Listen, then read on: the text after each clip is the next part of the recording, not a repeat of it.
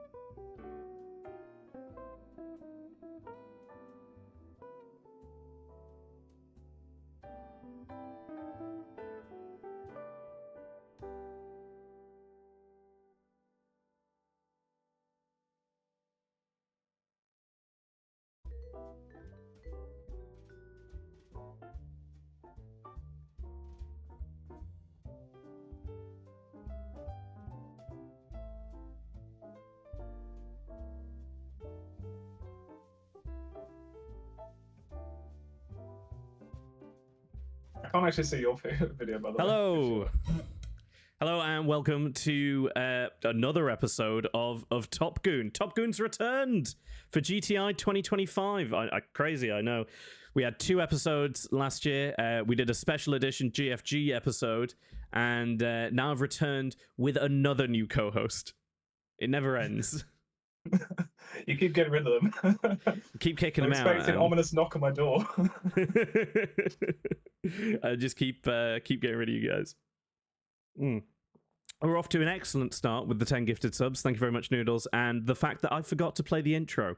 Good one job. I've had lots of jobs. Play it now. No one's watching. Play it now. Go to the intro. Is it on this one?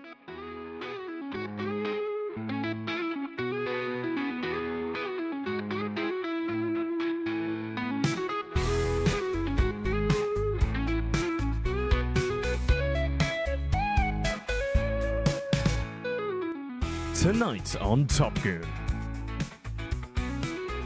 Seething heard a loud woof. This is the biggest dog.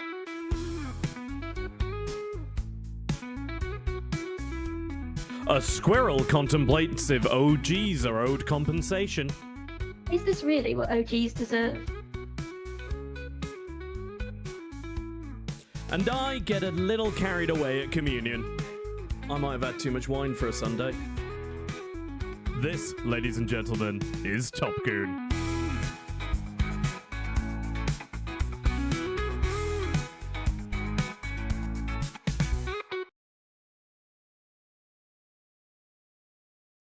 Okay, hello and welcome for the second time tonight to the 4th ever episode of Top Goon.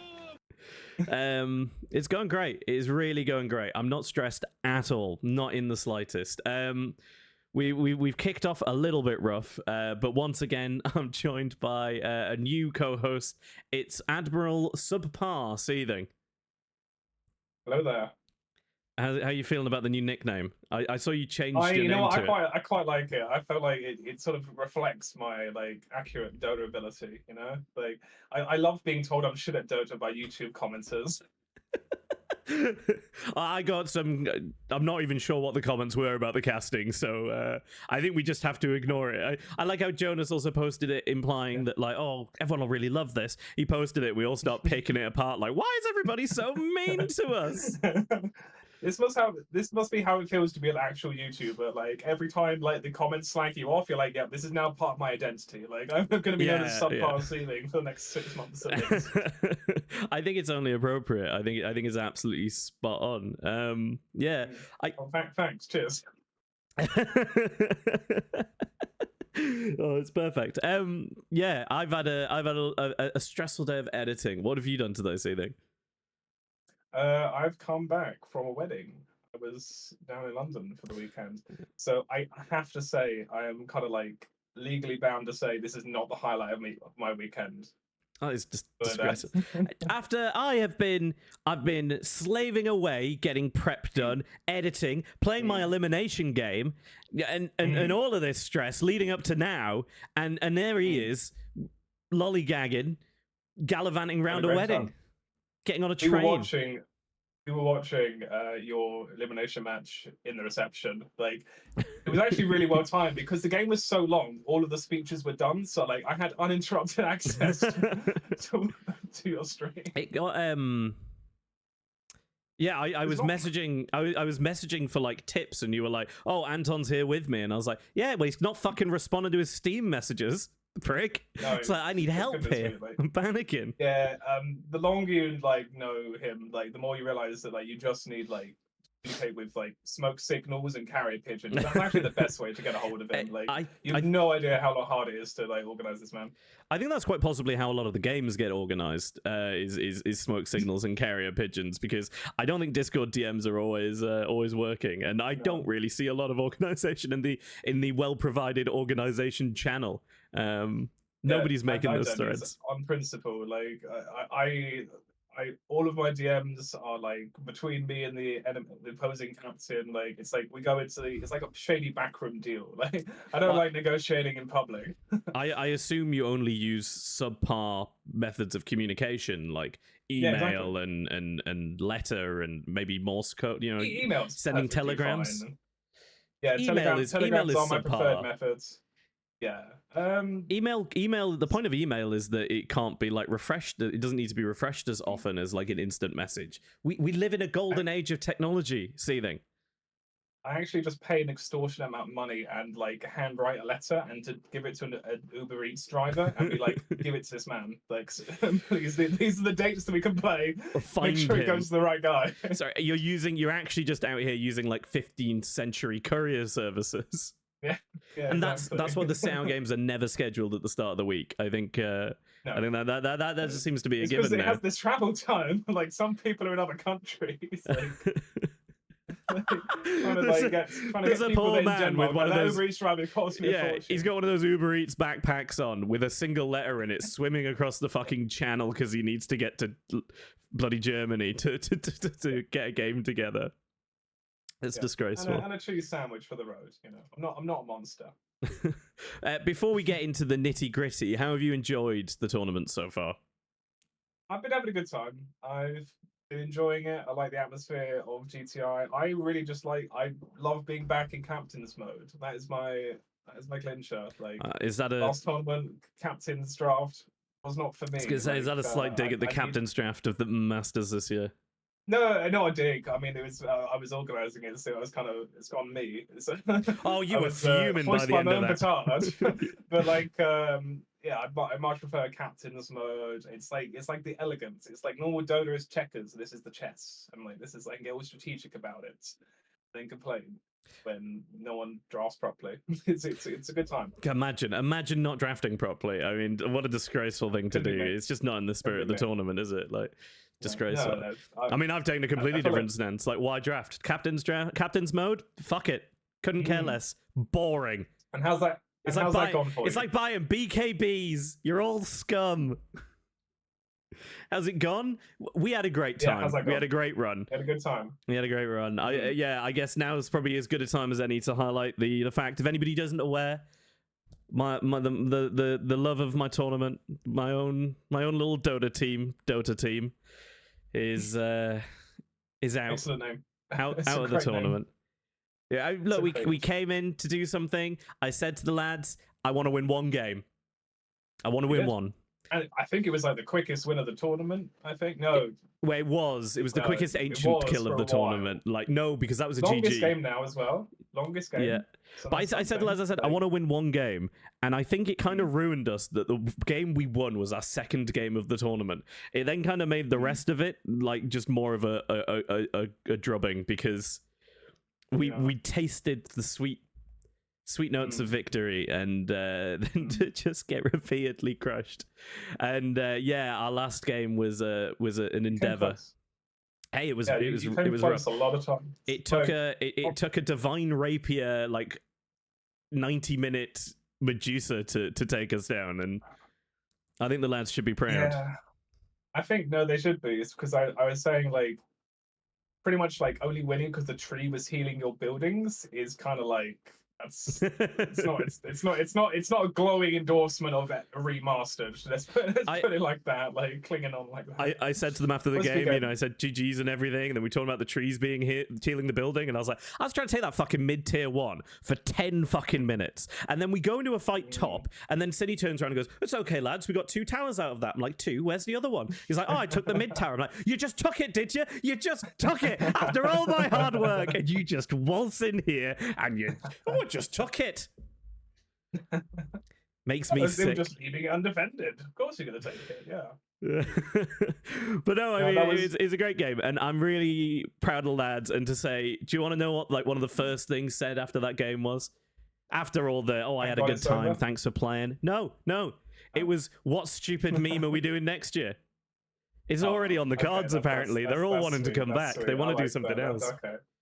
That's So sweet. there could be a return of GTI's Good team. worst. I don't want to say worst team or worst I put don't together think, no, team, I but think it's Granny's Cookies did not win a game last year. I worst think strategic. I don't know, worst strategy. It's the something worst like thing that. is, like, there was one team that got outdrafted by Gabon, so you can't even say worst strategic. Like, I actually think Gaben gave us a few good drafts. I thought we were going to have to. I don't want this to turn into the Dota team podcast, but I thought going into it, I'd said to the lads, "Oh, you know, if it all goes to shit, we just 5-man it down mid." Thinking like, if we get like just 5 supports, we just 5-man it down mid and hope for the best. It never happened. If anything, we always had too many carries, but quite often we had a balance. And a couple of heroes we got twice. I don't no Pudge. don't know where the statistics are. No, we did. We random pudge one game. How did you? Yeah, Oh. we random done. pudge. It was great. I think everybody got at least one hero they liked by the end of the tournament, except Ads. Ads kind of Poor got. old Ads. Yeah, Ads kind of got shit Got on the whole way. Grimstroke. Oh, that's true. Yeah, Yeah. he did get to play Grimstroke that game Yeah. when Cine didn't buy Blink.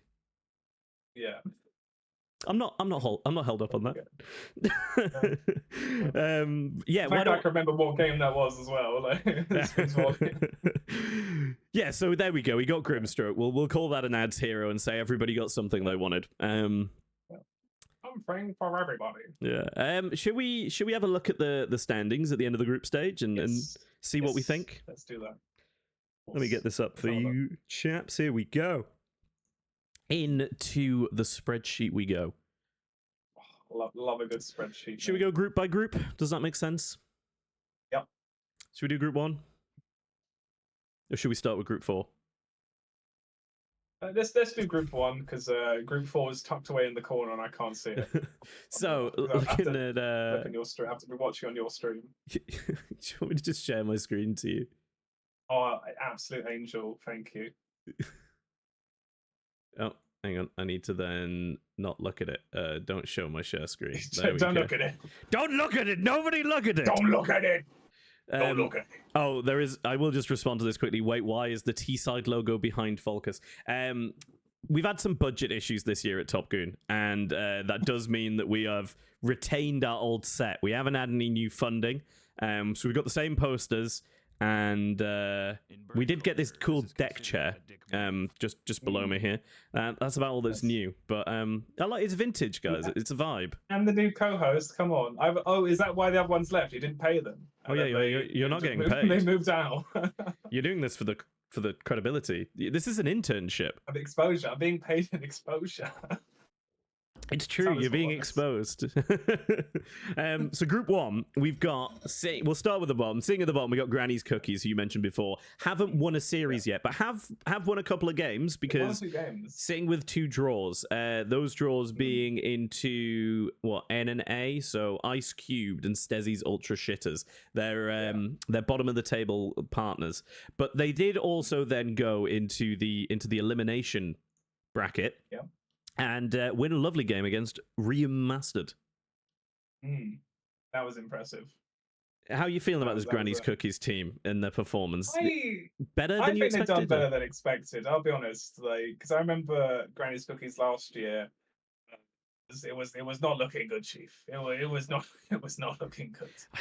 I think like Spinapple also hasn't played in a year and has only come back for the tournament. So like rejigging the team, they've got some new blood in it. They've got Psychovert of 5 Stuns No Brains fame, and they got Robertus of. Psychovert's not of 5 Stuns No Brains, is he? Was he play for them? He wasn't. Yeah, I last don't year know. in Masters. I'd know him as Psychovert of Kolopyashat, but you know, I'm showing my age. Times move fast, friend. Yeah, I think they did better than expected. Honestly, like I was not expecting like too much out of that team, but they got some impressive dubs. I think the most impressive one for me was their win versus Ice Cubed, where of all things they drafted was a sniper carry, and like I hate sniper carry. Like it's such like awful. a glass cannon you have to defend, and like they somehow pulled out like an amazing win with sniper carry into like Mars Tides. It was impressive just to get that little sniper get the job done. I mean, it starts to sound like misplays, really, doesn't it? But it does, and the guy that I'm talking about knows what I'm talking about. But but it was still hard fought dub. I feel like worth just throwing out if anybody isn't aware, and so that I can remind myself as well. I won't lie. Granny's Cookies being Roberto, Psychovert, Spineapple, You Left the Door Open, and Foxful PowerPoint. Yeah, calling that out as there was a call from Door of how do I mute Just Seething. Clearly, you're not happy with the statements made about the team. He just gave you some cred. Like Granny's Cookies has always been. This is more having a go at Ice Cube. Like I had good money on them winning that game because I was casting that game. And to be fair, shout out to my co-caster Click. Every time PowerPoint died, he would come up with a different euphemism for closing the PowerPoint app. It was quite funny. I think credit to Granny's Cookies. They've stayed around for, is this their 3rd year now? Yeah, it is, because I think their first year of inception they had Duck and Vesper on their team. I can't remember who exactly was on the team last year, but there has been speculation that Granny's Cookies is sort of the feeder team for GTI winners, as Duck and Vesper went from Granny's Cookies onto Halo 3 soundtrack and won the tournament last year. I can't remember who it is, but maybe it's the ex-Granny's Cookies players who are the ones to watch this year. I mean, Time Twister was on Granny's Cookies last year, and now he's on OGs. And they were in the finals of a Masters, so you know maybe it's just like. It's just like it's a good feeder team. It's like the prep school of GTI team. Yeah, they might not win anything. Do your time in Granny's Cookies, you take an L, but then next year you're in a good team. Next year's where you go. Moving up the table, Stezzy's Ultra Shitters, a returning team. I think with some have they got changes this year, or it's pretty similar to their team last year. They lost Laniro, who was their POS 3 last year. He's now their coach. And he's now their coach because Laniro is just too good at the game. He got good. He's like Divine 3 or something now. He can't play. Can you imagine getting good? Imagine. Disgusting. So I was listening to the Mind of the Goon podcast, and they got Stezzy on for a chat, and apparently like Nairo's more of a spiritual coach than like doing all the drafts for them. They got Rocket instead.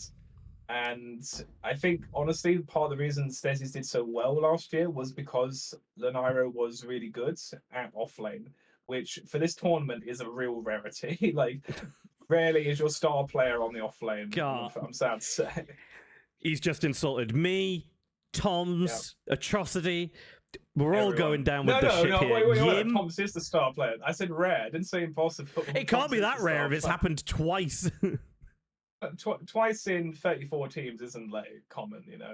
Like Tom's chiming in with offlaners are bad in my opinion. I mean, yeah, I think they're the least worst place to put your fantasy points, but we'll get to that later. well, no, they're not. Tom's has been coming in clutch. I'm so annoyed that you. Let's not step on any toes, lads. Let's not step on any toes. We got a format to do it here too. Ice Cubed, the an interesting team. This is what's the word? Is it a secession or? Yeah, they've seceded. They've seceded from OGs. I was expecting a coup in OGs, but instead we've had Flowzone and Peebo secede and form their own team, a new team. We've got no confirmation on the Blackjack and Hookers, but they're out here and they've got a win, a draw, and 2 losses. Yeah, I think. I see Flo, I see Peebo, and I see because the rest of the lads are lovely. Like they've got a lovely team. Zavik, absolutely love hanging out with that guy. Super cool lads. Unfortunately, he hadn't played in 6 months before the tournament. They've got new bloods. They've got Wibbly, and they've got Maitu Karma, who haven't played together, and they're in the safe lane together. And so I feel like. What is it? Ice Cube's are one to watch during the main stage. I feel like they can come into their own. It's these guys just haven't played together before, and if they can get some of that sweet coordination down, they're a team that's going to go far. Yeah, I want them to go far. I definitely think it's fair to say that the group stage is often the practice, it's the run up. You can afford to make mistakes here. It's your 20s. It's your 20s.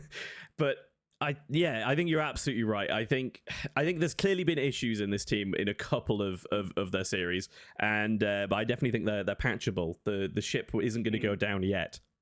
No. Unless there's some. I was gonna say unless there's some behind the scenes drama, but it can't be. When he finishes farming, easy dubs for the rest of the tournament. For a new player, Maitu Karma has really ingratiated himself in the scene with his general attitude, and I think sort of quiet. Sort of he pipes up when he needs to, is how I've heard it described. Is he farms and farms in silence, then he just goes, "Okay, I fight now." Yeah, I love it. And off they go. That's why I want him to carry just utter silence and 25 minutes. I've got 3 items. And I'm like, cool, I've done my job. Let's move on. Moving up the table, Child Endangerment, a newly formed team. I mean, a hastily put together team, I believe. We got Duck T, we got Vespa. Two players from the winning team last year. They've then added a brand new to Dota player, an ex-league player, if you can believe it. I know it's disgusting. In Ulv or ULV, and then from the depths of the Looking for Team channel, they grabbed themselves Hellboy and Cleese. Is it Cleese? Is that right? Yeah, Cleese, yeah. So Cleese is in Granny's Cookies last year. So if the Granny's Cookies prep feeder team logic is anything to go by, this team's going to win overall. How does it work if there's different ex-Granny's Cookies players on different teams?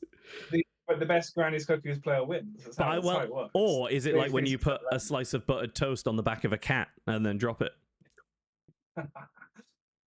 Okay, so in this scenario, is Time Twister the buttered toast or the cat? Which one's Cleese?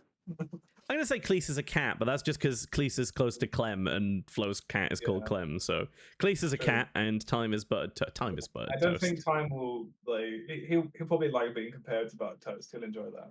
Yeah, and I think that's fair because my buttered toast takes in about as much as I say to it as Time does. Moving on. This... I think definitely a team to watch here. So Duck playing generally quite well. Vespa, an absolute force to be reckoned with. I think they've actually had better performances out of Hellboy and Cleese than I was expecting, but I didn't necessarily know how they played too well. And then I think at some point we're going to be having a conversation about Ulf because we're going to have that conversation about Ulf. It's all coming out. It's all coming out. So keeping that one for later. I think definite ones to watch though. Really, really good team. Really strong performances all round. It's nice as someone that plays with Duck and to a lesser extent Vespa a lot. It's nice to see another team matching their lunacy and desire for just constant fighting. It's a real refreshing style of Dota to watch. Indeed. And then moving on to 5 stuns, no brains. We got rid of the segment that we were going to do tonight on the trailers because we thought it was too late. But I'm going to call them the AI slop team. Yeah, it's not good. Look, like, you gotta like, come on. We gotta talk about the AI videos. We gotta talk about the AI intro videos, and like. There's been a lot of AI oh, logos God. going around in these scenes, I think, for a little while now. The AI videos are a new one, but yeah, I think like you just look around. Like I think OG's logo is made in paint. Dota Team's logo is definitely made in paint. Like there is a like just trying to stand out with AI is just like Dota Team's logo is currently rejecting bids in the tens of thousands. I'll have you know. The Dota Team NFTs are going to skyrocket. I'm telling you. Of course, it's an NFT. Of course, it's an NFT. Of course. Yeah, it's a bit too much AI slop, but like other than that, the team's actually played really well. The team is doing very well, and credit to them. Yeah, the team's doing really well, but like, please, the PR department needs some work. maybe that's what I'm going to do now with all my extra time. Now Dota Team's out, I'm going to go join 5 stuns no brains as the PR department. I'm just going to start putting my finger in all the pies. I'm sit out head coach, Dota Team captain. I'm going to become 5 stuns PR department. I don't really like this action that I'm doing. Yeah, so this is a team of mostly new players, isn't it? Or new to the scene players, not new to Dota players. New to Goonternational. So Janapu, Muko, and Red Rabbit were in the 5 stuns no brains in Masters, and I think there are carryover from I think it's like either the Reddit Dota League or Clary Dota League. That's Excuse where they me, all met. it's RD2L, but it's not associated with Reddit anymore. Well, we need to avoid lawsuits. The less things associated with Reddit, the better. You know? I told you we were down on funds. We can't afford the legal department anymore. So, well, that could be your job. You're the legal department for Top Goon. Another job for you. So yeah, all the pies. They've found Tilty and Rimuru from I think from the same Discord, and they've paid them an extortionate amount of money to join and pull their win rate out of the gutter that it was in the Masters. That's why it's AI slot, because they had to pay so much for the players. That's what's gone down here. Yeah. Well, there you go. All the money. Look, to be fair, you want the money on the players. You don't want money on the department. You know, like otherwise you get the Man United problem of like, well, you just lose every game. Moving into Group 2, starting at the bottom once again, we've got Remastered squeezing their way back in after their win in Friday's elimination game. Right, this has been the biggest disappointment team to watch of the tournament. I feel like I shoot me. They're gonna crucify me in Discord, but like this has been unfortunate. You have real star quality on this team. You have the legendary Mephisto Mori Centaur, undefeated, and it's been getting his arse handed to him. You have Sleepy Moon, one of the best carries, Divine One, absolutely amazing carry player. You have Cool Armor, fucking another good player, and they've just been taking L after L. I don't understand it. Like, I don't understand what's been going on. Like, what has been going on in the draft section? What's going on in the comms, lads? What's been going on? Like, how? I expect like at least a couple of dubs. You shouldn't be just floundering this much, surely. Like. Come on. I mean, a heavy take, but I don't think unwarranted. Perhaps we should have actually had one of them on to comment today, but maybe we'll look for that in the future. But yeah, I mean, don't worry, we'll hear about it. After playing against them and nothing against their draft at all, but they had the ability to sort of draft whatever heroes they wanted. The only thing they couldn't counterpick was our very last pick, which was Death Prophet, and the game still went 90 minutes. I mean, they held on, and they held on well, and credit to them. They came back and won it, and there was absolutely fuck all we could do about it. They did go for the Medusa. They went for the long game, but equally, some of these other teams in their group, I think I would have expected them to be able to take down at least 1 or 2. Yeah, I think they should be able to at least put like at least 1 or 2 like games past some of them. Like who were they in the game against before? Granny's Cookies? Like I would expect like with the kind of star power of Sleepy Moon and Cool Army, I think you'd be able to put like I would have said you'd be able to put that one away, surely. Like because like it's not like Griff, Mori, and Matey aren't playing the game. Like they do play quite often. Like they don't have the spine up or excuse of like, well, he hasn't played in a year. Like I've seen Mori play. Like the man plays the game. So I mean, is this another one we're expecting could improve through the main stage, or because I mean quite a few of these guys have played together, but they're not the from last year. I think Matey and Griff are probably a bit new on the scene. I'm not really in that scene, so I don't know. But I think Cool Armor and Mori were finalists last year. Like they were team was in the finals last year against us, and like it wasn't like they were bad. Like they'd obviously like put a lot of work in to win the games. Maybe I think I was listening to like the lads talk about some of this, and they were saying that it might be partly down to Matey and Sleepy Moon haven't lain together before, so maybe if they iron out those problems, like they could kind of get like the ball rolling a bit. I think Sleepy Moon's been on holiday for a couple of weeks as well, so maybe he's in better shape, a bit of practice, hasn't played with the lads as much. Like, I mean, this is why we've also not seen Spherical return this year, because like Sleepy Moon's been on holiday, and then like Obst and the other chaps were in America for 2 weeks. They couldn't like do most of the group stage. So like I guess this is maybe just like you've got these high value players, but they just haven't necessarily like gelled with the rest of the squad yet. Yeah, absolutely. Moving up the leaderboard one spot, LLL Cubed. Previously LLL Cubed, and I think previously LLL Cubed, I want to say. I think they've been LLL Cubed for a few years now. This is where Banana's team 1-1-1. I think they're the only ones to go 1-1-1. 1 win, 1 only loss, ones. 1 draw.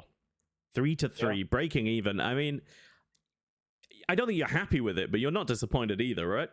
No, not at all. Like especially because like can we look at their team? I forget who's in their team precisely. It is Where Banana, Sam, which is Calamity Sam, Camo Hero, Coop, and Yim. Yeah. Yim is on my fantasy team, so I will stand my boy Yim. Yim is on a lot of fantasy teams. Yim is a good lad.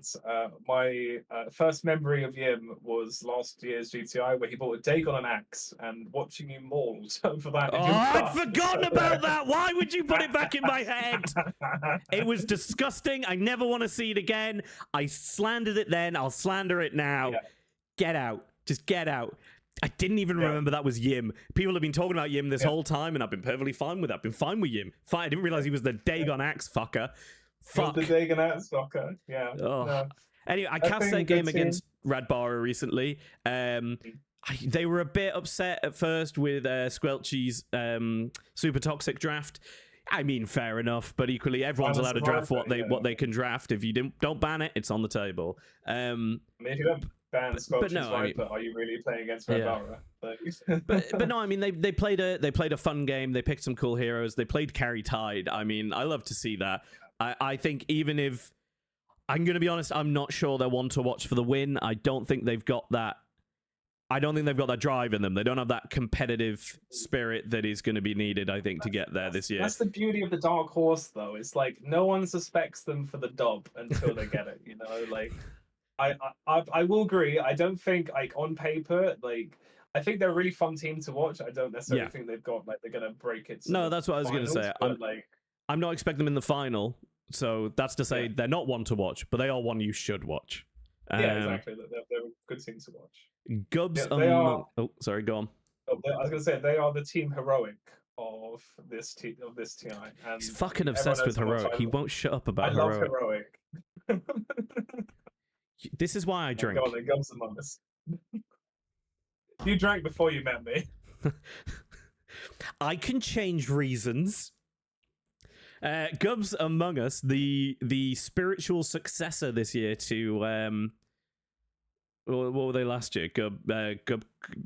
Fuck. No. So this is Gub was on Gubcord last year. Yeah, that's what I mean. Spiritual successor of the Gubcord. But then, is it really though? Like, well, it's Gub. Because obviously, the Gubcord is just Team SSSS. Like that was the Gubcord last year. Like.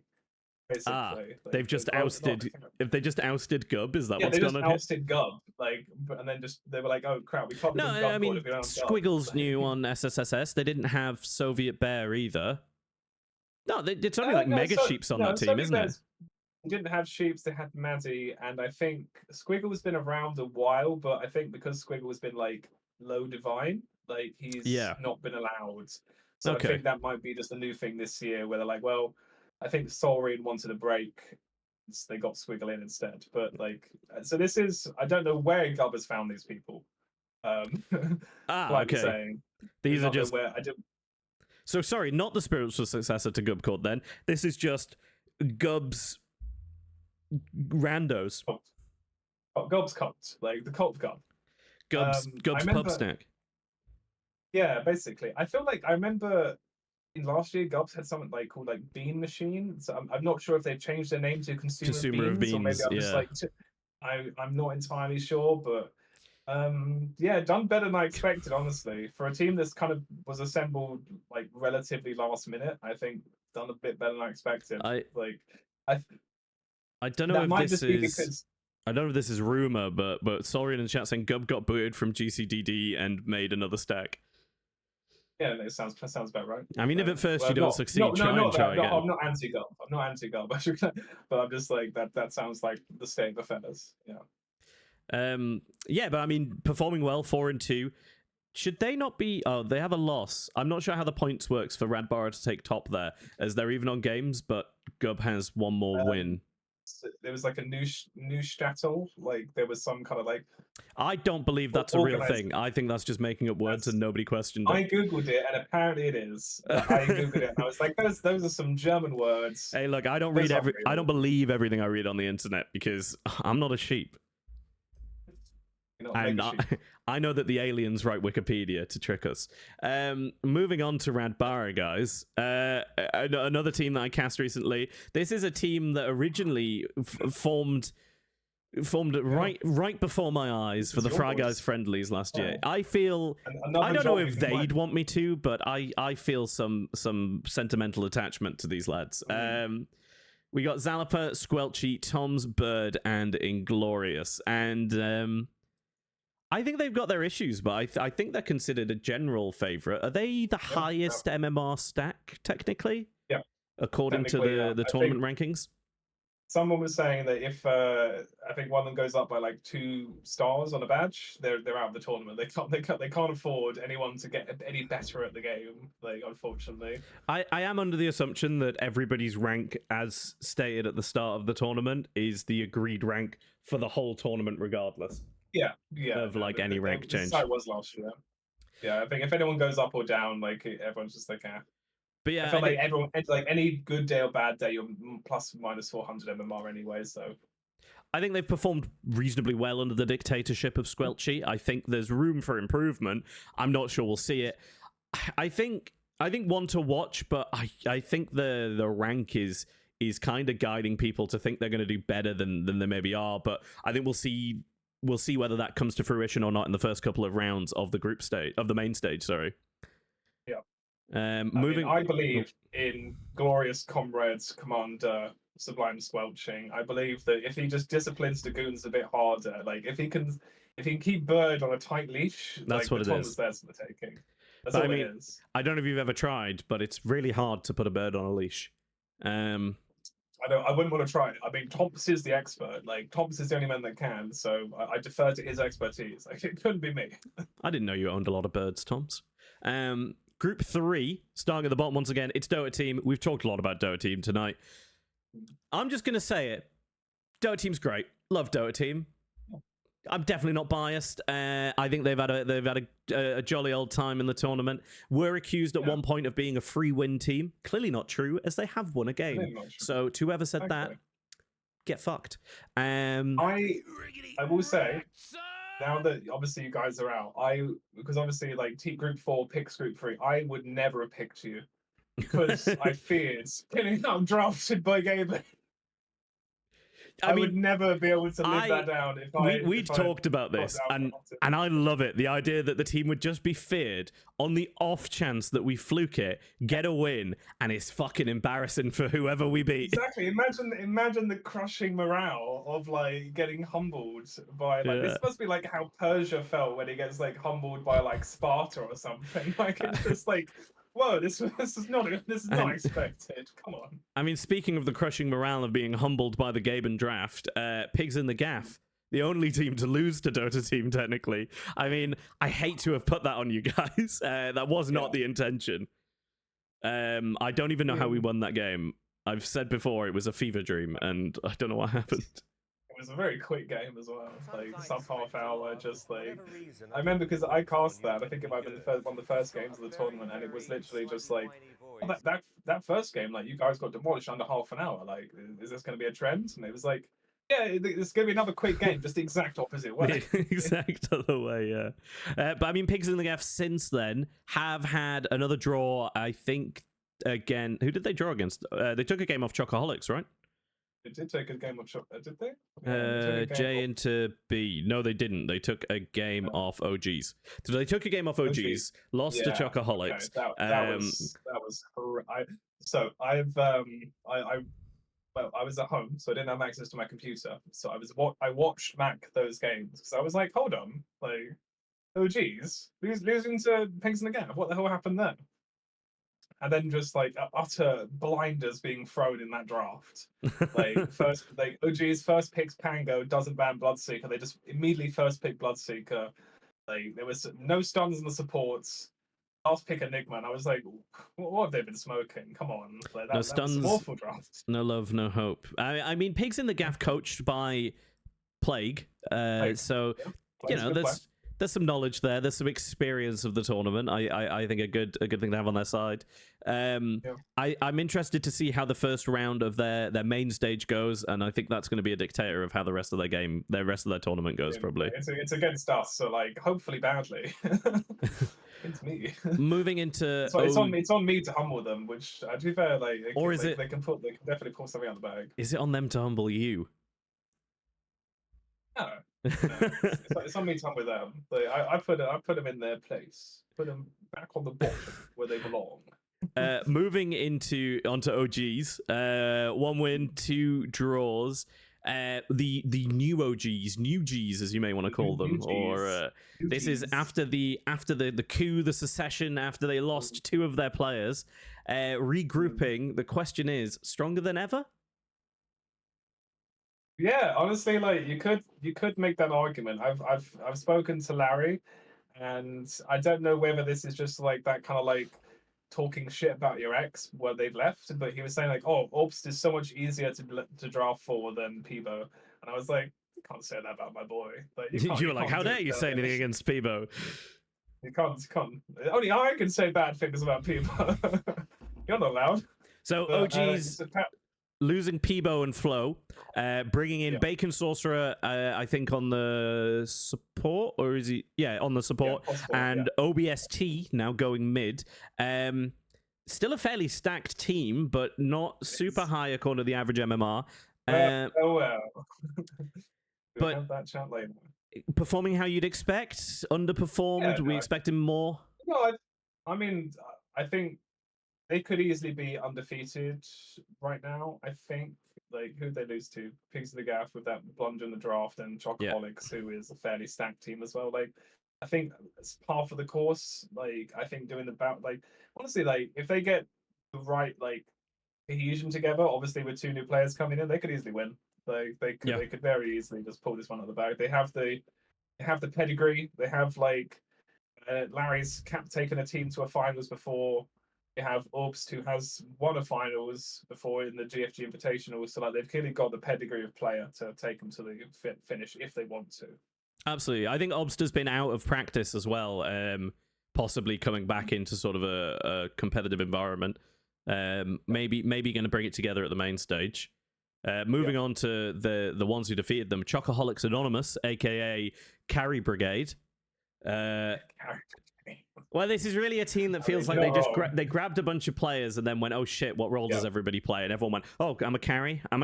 Actually, I'm a carry. Oh, I'm a carry. And then the said Hep there, like, I like support. And they had a mid laner thrown in as well. we have to respect the mid laners. Oh, sorry. Has a I thought Science representative. Wizben was somewhat of a carry. He plays POS 1 and POS 2, but prefers POS 2. Okay, Like, to well, be there we fair, go. given some of the POS 2s he plays, he may as well be part of the carry brigade. And I'm looking at that POS 2 sniper that is miserable to lane against. Yeah, I mean, so far performed quite well. We did run into these guys. We got sniped in an impromptu street house in a stack collide in the pub scene. With a random stat we had, and it didn't go great for them. And then since then, they've changed Gido and Vidicus round, putting Gido on carry and having Vidicus in the Pulse 3, a role I did not think Vidicus would thrive on after having played with him in GFG this year. But I mean, I guess credit where credit's due. The team is generally doing all right. I think Solarian is a...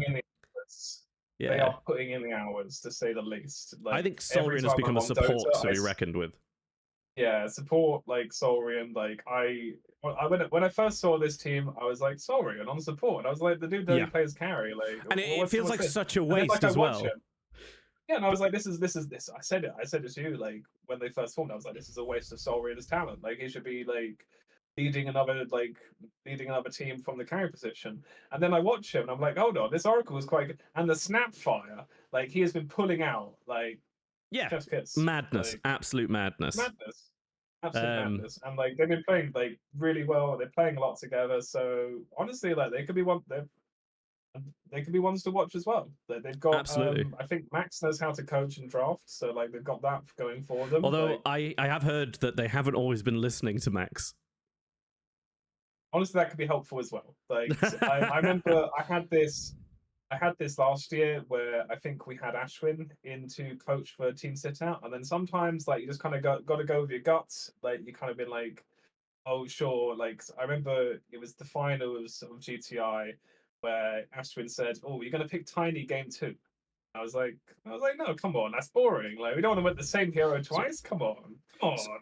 Obviously, like, there are some times which is like the brain, like the head is telling you to pick one thing, aka the coach, and the heart says, run it down mid on sniper. My mind's telling me no. I have to highlight this being said in chat. Max doesn't let Saurian pick Pudge. Max, get it together. Like, fuck me, let the man on Pudge. More Pudge is more good in a tournament. It's just like, fun. Why would you not let him play Pudge during this group stage when it doesn't necessarily matter? Like, I don't care. No, don't suggest that. It doesn't matter in the main stage. Put him on it. He's going to do great. I have faith. Just get him on Pudge. I think absolutely appropriate. And then we're not going to talk about Ben because Ben already has talked about himself and probably will continue to do so. So we'll just leave him to do that. He probably has the stream on mute and is talking about himself for us. So possibly, quite possibly, right now, and then just turn us back on in about a minute. Yeah. Group 4.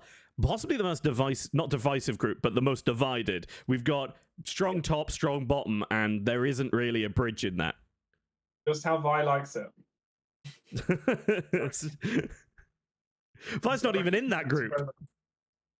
No, So taking it from the bottom, we got Black Country Widows, a returning team. I was trying to steal George Lund's Valentine for Dota team, but he stayed strong on the Black Country Widows, who have returned with the same lineup again. Yeah, Lund's Valentine, Bleak, this was Wellen, Jonah D, and Steve, aka Nanesk. Yeah, and the same coach, Sylar.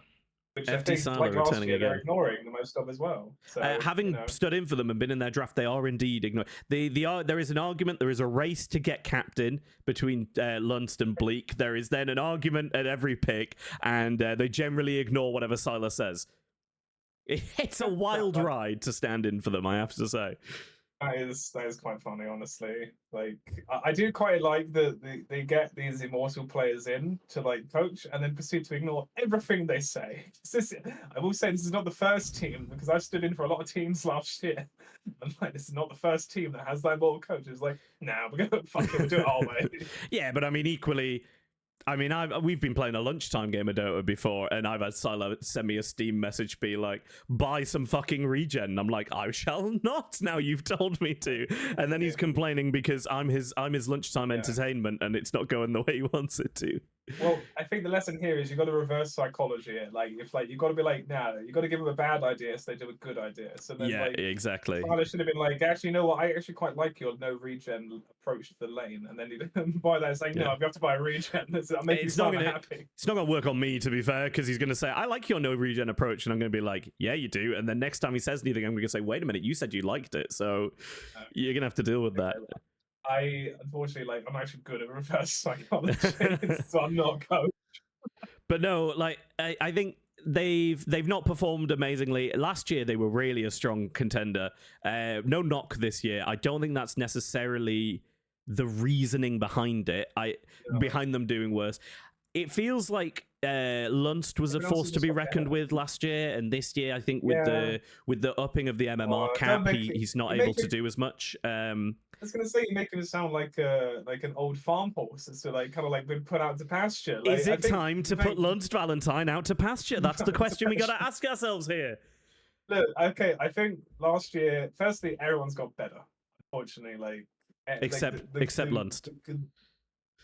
Well, Lunst hasn't been playing. Like Lunst has the spinal problem of just didn't really play for 6 months prior to the tourney. Rocks up and is suddenly like realized like, oh, the tide's gotten taller. Like I can't like easily just Wait, dump on some noobs. have they changed Tide's height? Yeah, they have. If you get the facet, yeah. Oh, don't even tell me about this facet. We had a storm of a game the other day casting with this facet changing every single level. I remember that. I was listening to that. I've never heard you so happy. Oh, it was amazing. It made my day. But no, I think another point I've heard made is I think generally Bleak's been drunker for the games this year.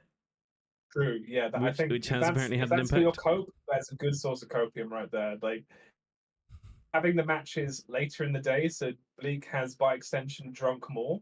Like I didn't realize this was what was going on because I remember our first game against Black Country Winners lasted an hour, which Lance told me afterwards saying was actually really bad for them because that means like Bleak was 4 pints in by game 2. It all fell apart.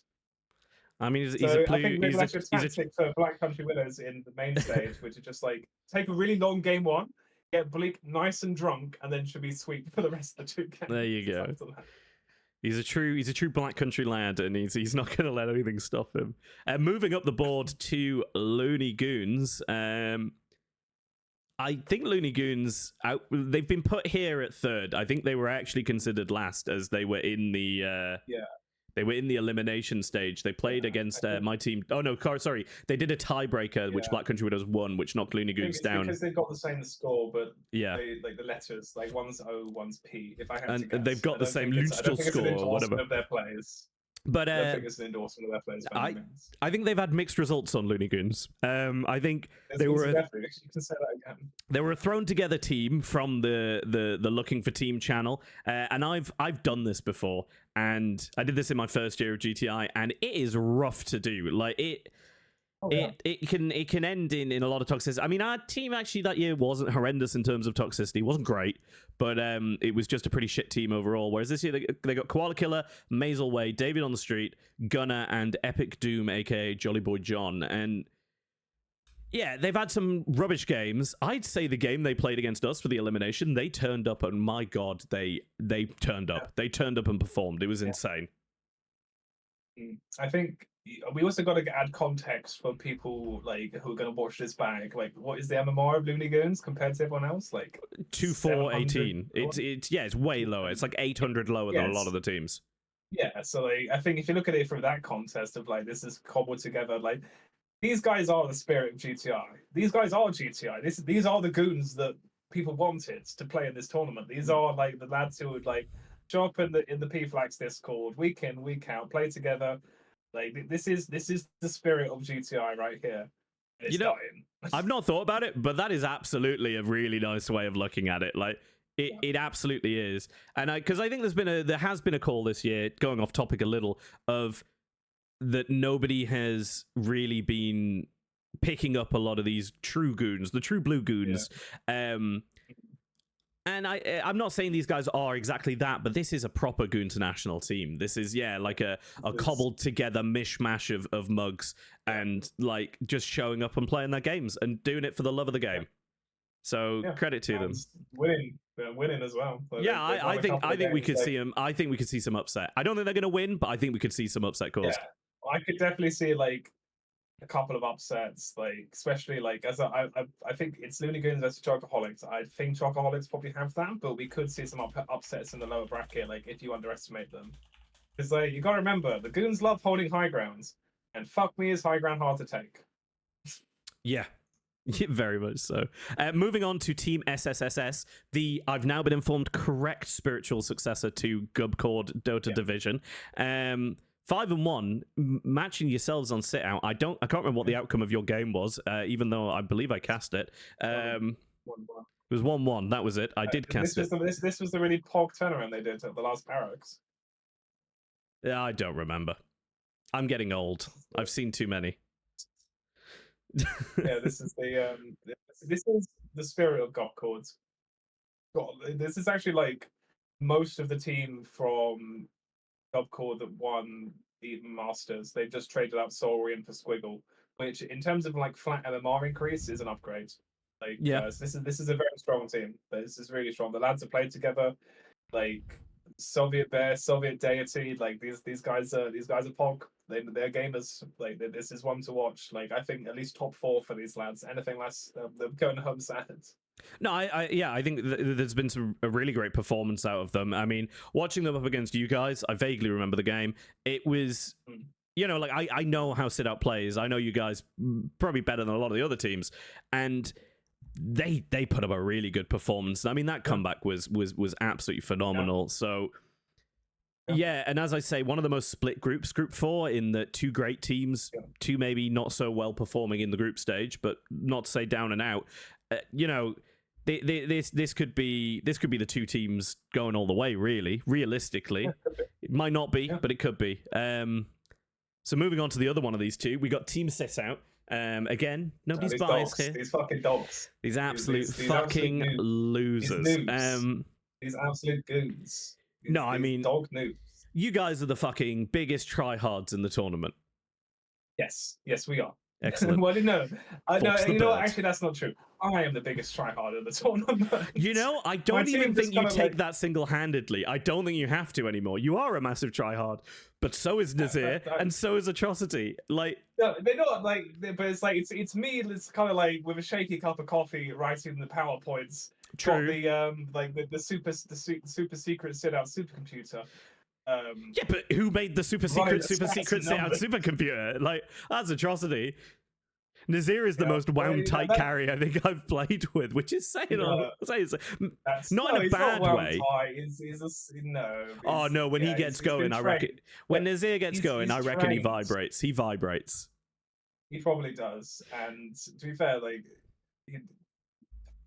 I don't know if I should say on the stream, but he has to take a dump before every fucking game. Like, the first 5 minutes of draft is him like. He drinks a cup of coffee, boom, into the toilet, and he's like, "Oh, cool, we're back." And I was like, "Good, we didn't need to pause for the start." I feel in solidarity. I should point out that's why Dota team didn't draft this year. The real reasons come out. It's because you've got IBS. Your IBS is flaring up before every game. No, I kid. But yeah, I mean, you guys have been like a team since last year. The only person that's changed out is you got rid of Yoso. You brought in Atrocity, aka Disappointment, aka Liability, aka Anton, aka Catastrophe. And despite his name changes, this has generally been, fairly, positive. I think you guys have done. You guys have played a couple of games. I think in Fry Guys Friendlies, you played in the GFG, you played in Masters. And now coming back after a whole year of practice. Yeah. This is I'm coming back for round 2, baby. Seething is claiming his stand-in win last year is a real win. I mean, I don't know where the rules stand, but... Stand in my ass. I am on that fucking trophy. I still, I sent the clip of when I got the rampage in game 1. I sent that to several people who who did not even know it was happening. Like, oh, you hear that? An old man said I got a rampage. Yeah, well, rampages suck. I denied an Aegis. How many people have done that in a GTI final? Yeah. I think it was definitely you. But I mean, how many rampages have been in GTI final? Fair point. We're both brilliant. Yeah, exactly. So I guess if we finished sort of, blowing our own horns, sucking our own dicks, should we get in? We're now about 15 minutes behind schedule, chaps. This is where we're at now. Should we have a talk about some of the ranks that we're maybe Yes. calling into Yes, question? yes, I know you've been let's waiting for go this through. moment. I've been waiting for the chance to just rip in and I'm hoping up. I'm actually just going to be quite I know it's a little bit off. It's a little bit off. The one that jumped out to me immediately, I think, was and they are going to be crossed out here because everyone's in as their teams. Is Vidicus being in at where the fuck is there? He is. There's old Viddy boy. Yeah. Vidicus in at Ancient 2. Now this isn't a mile off. I've balanced him in other games at about Ancient 5. Yeah.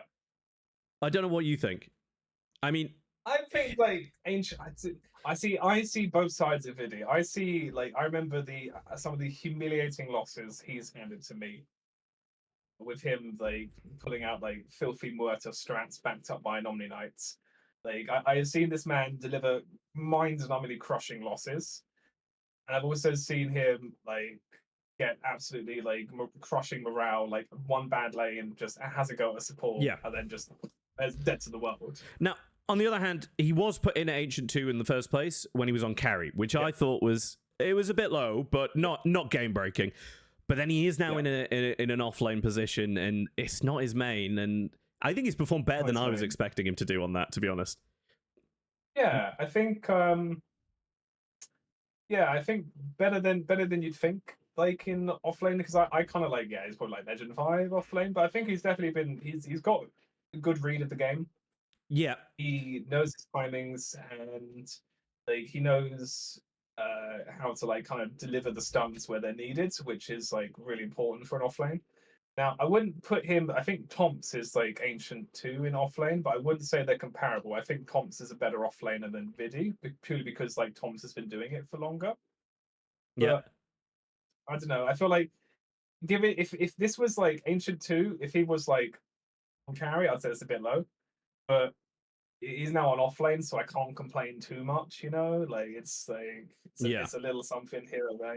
It's nothing. It's but moving, it's a quick ball, but it's not moving up to I think a real contention point, and there is no way this could have been done differently. But Olv 2000, right? Yeah. So the brand new player coming in for child endangerment. This man is not Guardian 4. I have said to Duck and DMs, I'm there's no way this man's Guardian 4. I've been typing in the Twitch chat. This man's stacked Ancient 4 times. How many Guardian players do you know that stack play Ancient 4 times? My supporters are Legend. They don't stack Ancients 4 times. Then Doc has said, "Oh, I originally put him down as Archon," which I think is a bit fairer. Having played with him, I think Guardian 4 is a bit low. I think Archon would have been more. I don't think they can have their team if he's Archon. I think there are teamers on the limit if you push him up. Well, and then again, though, to be fair, it was he was Guardian 4, and then they got the people they got in because he was Guardian 4. Whereas, no, that is fair. That is fair. Yeah. I mean, how the fuck do you rank this man if you don't play League, and then you've got to consider the transfer of Dota to League? I remember watching him play when Duck first got him in and had him in Duck's I was gonna say training camp, but it's Duck, so it could have been more aggressive than that. Yeah, when he was in Duck's camp, I was watching his game and I was like, fuck me, he's doing really well. This guy is insane. And then I messaged Duck and I was like, fucking hell. And the Duck was like, it's bots, by the way. And I was like, okay. Makes sense why he's getting away with being so ridiculously aggressive right now when we're in the weird meta where bots just buy branches. Oh, yeah. The meta. This chat GPT going too far. That's the AI slop that I want to see fixed. I want the bots to actually buy items and other stuff. It's got to be a meta thing though, because it's as the updates come and as the meta changes, the algorithm that pushes the bots is just changing what it sees as the optimum play.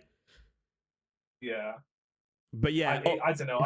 You give Valve way too much credit rather than there's just it's either your explanation, which might be reasonable, or my explanation of they didn't update the build guides. The build guides all reset to Iron Branches because that's the first time in the shop. Maybe, but back to Olv. Where would you put him? I would say Archon at least. I think because he stacks really well. You got to pick one having now rank, played actual rank. Where's he going? Archon 3. I think Okay. Archon 3, Archon 4. Because now I played a game with him, I realized that like this is before I'd like played a game with him at all.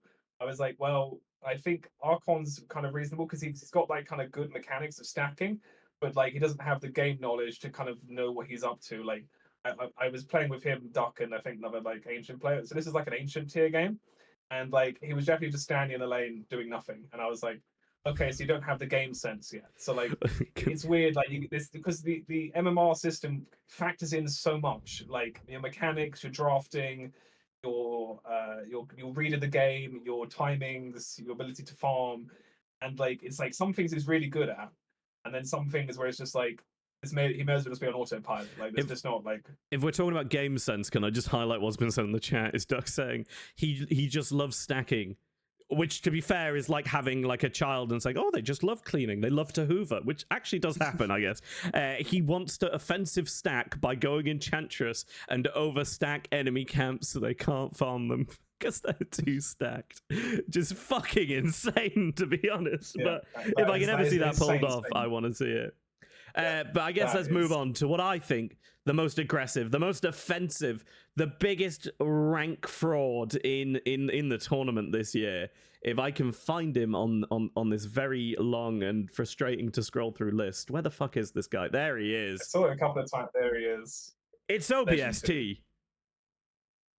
What do we say? This man has this beat is Dota ancient fraud. mids in lane. I mean, legend Several times. I've been the victim of a severe beating by orbs several times, and I do want to clarify, it might be because I'm shit, but I think several ancient mids have been getting their ass beat by orbs. I mean, I don't think you're shit. I just think you're subpar. But good. That's good. by the by. Very witty. Very witty. Very witty. But yeah, I mean, this guy playing for Spherical has done phenomenally. Legend. I've now ranked. I know I'm way lower in this, and that's fair enough. But I've recently ranked up to Legend 4. That's saying he's worse than me. Yeah, I mean, not bad. Your clockwork's really good though. Yeah, that's all I can do. That's all I can do. But like saying that Obst is like worse than you. I mean, this is a full legend. Like, so it's a full badge lower than Dwarf now. Like we're stepping into like I've not seen Dwarfs like carry as many games as Obst has. So, like the things this man does on Pango, like I only see at TI. Like it is criminal. This man is ancient, at least. Like I mean, when he brought Marcy out against you in the Masters, that to me that was like fuck me. What am I watching? I still have nightmares. About that. I wake up in cold sweats, hearing that the little whistle out of it, and it just jumps at me, and I'm just like, this is absolute. I mean, let's not. We can't just be going with blind speculation here. This would be slander. This would be disgraceful. Would you be? Of course we could. You're a scientist. Oh, I'm an engineer. You're a scientist as well. I'm close enough. Yeah. I'll say I'm a scientist. So I've actually, while you've been gallivanting at a wedding, I've done some science of my own.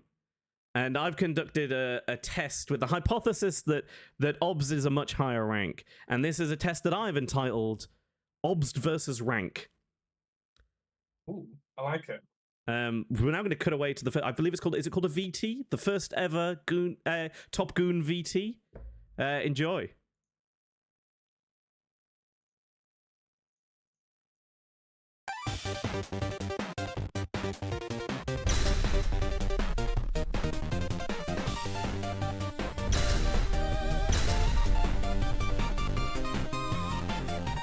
They've also both told me what hero they're playing in advance. So they're locked in, so there's no counter picking here. Hang on. Oh, okay. This could be a really interesting matchup. 30 seconds to yeah, we've got 3 tangles on Marcy, 3 tangles on MK, along with a stick as well. Let's check Marcy's cooldowns. How short are they? How Not particularly. Marcy actually, the special delivery could be a really good pickup here. It's like picking something like Nature's Prophet. Do you know what I mean? You're just getting your items. Yeah, that's good actually. I also have to highlight, because I haven't seen it in a while, I love this spherical floor mural. I think it's the best floor logo or base logo I've seen from any team. Yeah. I'd good. include the pros in actually, that. It's beautiful. They're both pretty good, actually. Unfortunately, Wogan has missed his block. MK is a bit of a bully against Marcy, to be fair. Like, He really is. I thought this when Obst told me that he wanted to play Marcy. I was like, okay, melee hero. This could cause some issues. And then Wogan slaps back with Monkey King, and I'm like, okay, that is the fuck melee hero's hero. stacks up. And as for CS, it's actually sitting pretty good as well. He's doing nice, but there are 2 range creeps stacked up here that Obst just hasn't managed to get to, but one of them does get denied. A little rough. Jeez, Oh, and but now he's he does under the get tossed tower. back. He's grabbed him. But the tower doesn't give a shit, and he's got his Jingu stacks up. Yeah. Bottle picked up there for the Marcy. I guess worth pointing out, runes are allowed. People often ask me in these 1v1s, and I just say, look, if it's on the map, you can have it.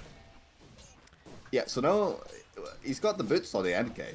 So this is actually very nice for his matchup. You can get an extra couple of hits on the Marcy before she can really do anything. But he's under the tower again. This time it is taking tower hits. Jingu is up, but the stun coming out. One more tower hit. Dodges it. Oh, a lovely dodge. With the tree dance. No, it's not tree dance. Mischief. It's a very nice play there. Who benefits from their level 6 the most here?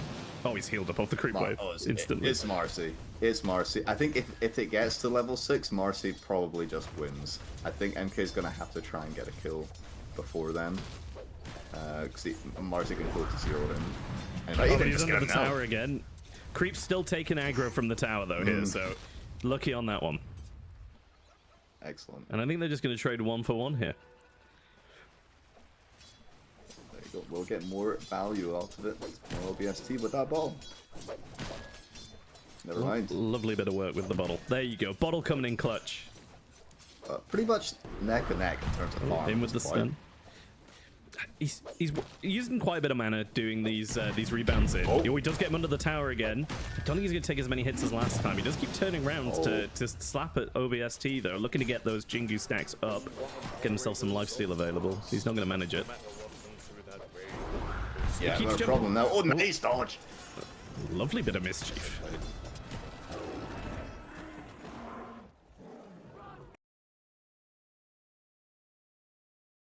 I apologize for the slight pause. I didn't want to ruin the VT for the raid, but thank you very much, Bona, for the raid. We're just watching. Well, this is part of the show.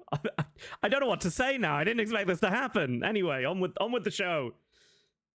There you go. Bottle coming in clutch. Pretty much neck and neck in terms of farm. In with the stun.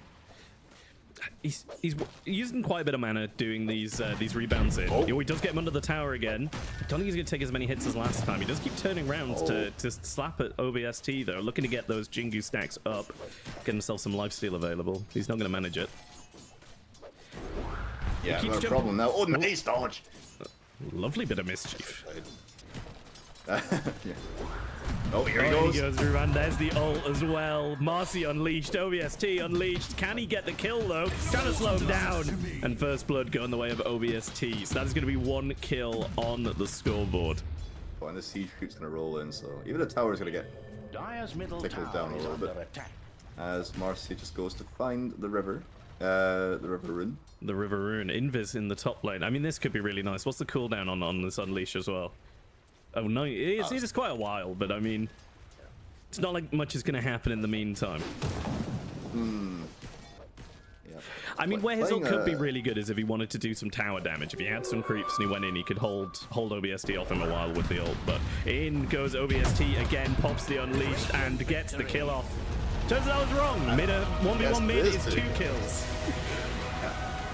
So now, I thought it was 2 kills like back in the day, like OG Euros, and then.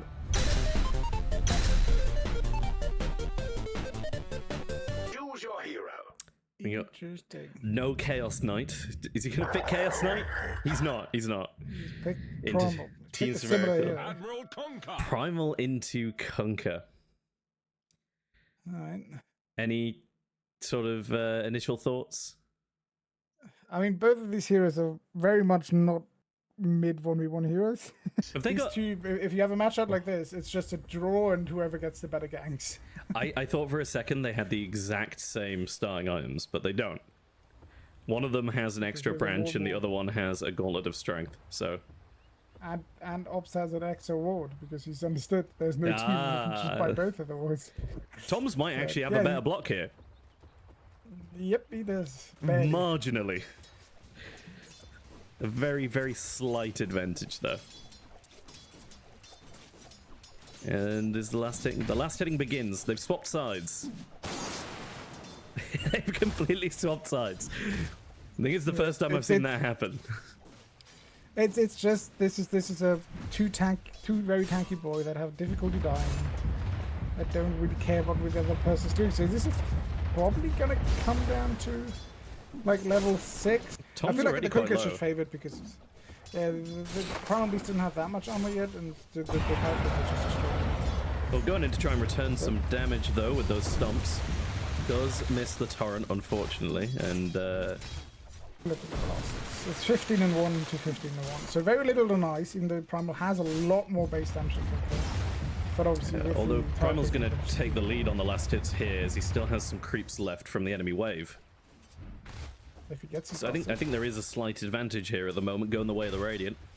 I mean, he has got a lot less mana and a lot less HP. So. He does, and he is about to get hit by this torrent. There's no available follow-up from anything though. That is Oh, he's going back in, do little stomps. Gets hit by the torrent. He's going to take another couple of hits here. I think his stick there healing him up a little bit. And he's going to run onto the high ground. Water runes now up and available. Still no bottle on the Kunkka though. I mean, both of these heroes now have 10 HP region. So, oh no, there's only Primal with 10. Kunkka's 7. It's just, they don't really do enough Xbox. damage to kill the other ones. Torrent on the back of that is then going to get a right click in, and that's going to be it. Now, Tidebringer does hit on Tom's as he goes in for the stomps. Ob's going to retreat under his tower. Certainly a slow roll, this one.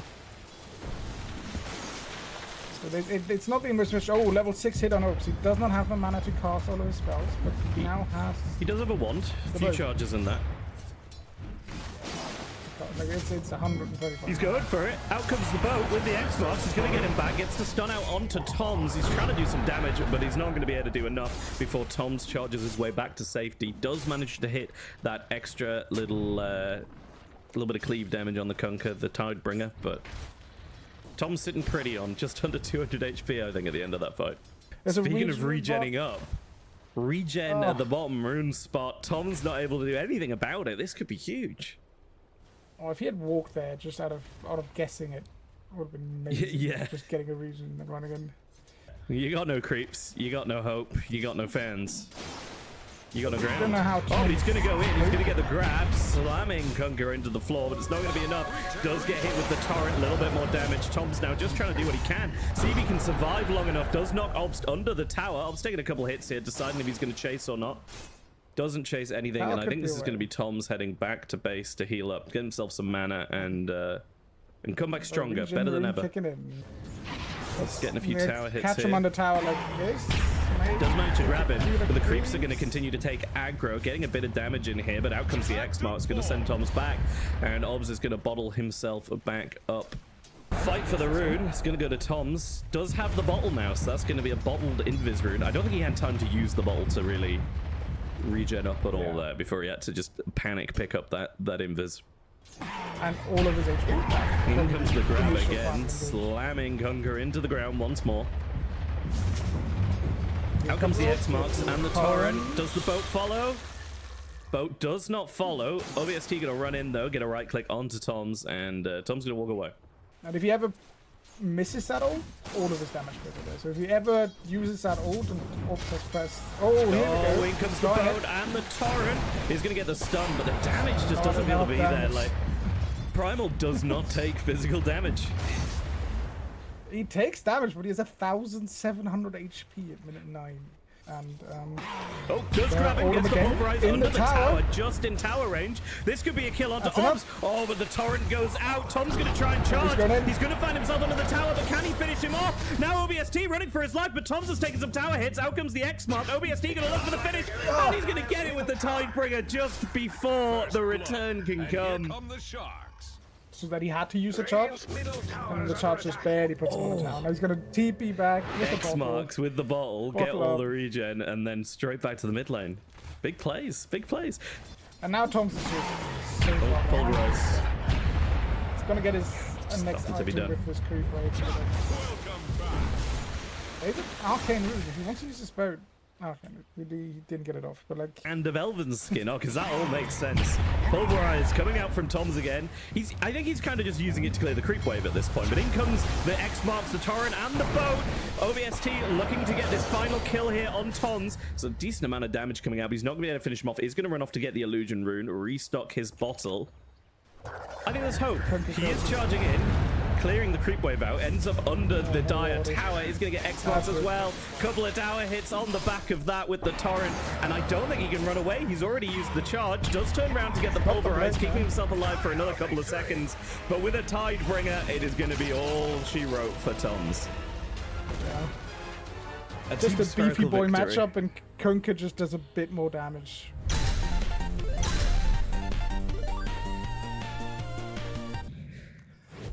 Quap coming out for OBST. And Cynical Soapbox sub Dota team.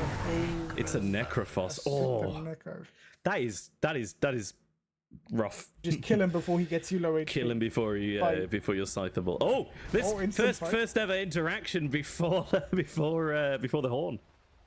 It's all going to be about how much he can outplay the Necro, right? You need to know exactly what Necro wants to do, and you need to know exactly what your limits are and how you can use them. So arguably, you're not just saying he needs to know how to play Quap. He needs to know how to play Necro. Kind of, or at least needs to know how to play against Necro. A very good block by Cine here, and early damage coming out onto Obst. I think they're mostly from the nano creeps, rig. but Unlucky. Alright, that's over. GG. early call there from Sylar, but he is still divine. Much So trust in each team. it's a rough matchup, and Obst taking early damage here. Does have the one. And I know for a fact that Cine has played this hero a lot. He's just zoning Obst all the way out. If we take a look at the last hits denies here, Cine with 6 last hits, 4 denies, 7 last hits, and Obst on a mere 3. You need to get, like that's what I said, you need to get the first range keep deny so you hit level 2 first and you can do some damage. And then you need to keep hitting these denies so the Necro can't hear. But obviously he can just last it with his Q and not lose mana. And he can just, like, you need to get to level 5 without taking too much damage and losing too much of an advantage to the Necro. Yeah, he's tanking these Qs. He's taking That's the problem. so much That's damage, what you're not allowed to do. If you tank the Qs, you're losing the fight. He hasn't bought any more regen either. Question is, will he? Cine now playing underneath the tower, going for an early kill. Obst down to 30 HP, but he's going to blink away and survive. And Cine just in absolute comfort here. Yeah, he's going to hit level 5 before Ops hits level 4, and that is just basically GG. Because his tower's also going to start going down, right? Yep, and Obst making his way back to base. And even when he comes back, you're thinking, okay, early fortify as well. Cine's on the tower, Ops can win this. No, he cannot, because Necro heals up so much. He hasn't even used a single tango, by the way. Like, he's now using his first tango. Oh my god. On Cine. Madness, madness. The hero is insane. The hero is very, very strong.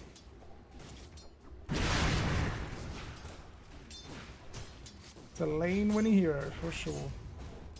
You just can't give him free last hits you can't give him free last hits, but it's hard to do. Obs just trying to hang on. I mean, Obs is currently the personification of that cat poster, you know, the hang in there one that's been made fun of a lot. Said he's smoked up for the rune though. Heading over that way. He's going to be waiting on the 6 minute here at the bot lane. No, he's just going round because he's got his ult, so he just wants to use it. Oh, he's missed the Q. Oh, and Ob's going to blink away. Now going to look for that rune. He's seen it top under the ward and fill up his bottle with good old powerful illusions. Oh, whoops, out from City. Look at the enemies. Look at the Dice tower. Yeah, this is true. He's just gonna gradually plink down this tower. Out comes the scream. OBST looking to do what damage he can, but he is gonna get inside before he can blink away. And that is gonna be the first kill going the way of Cynical Soapbox.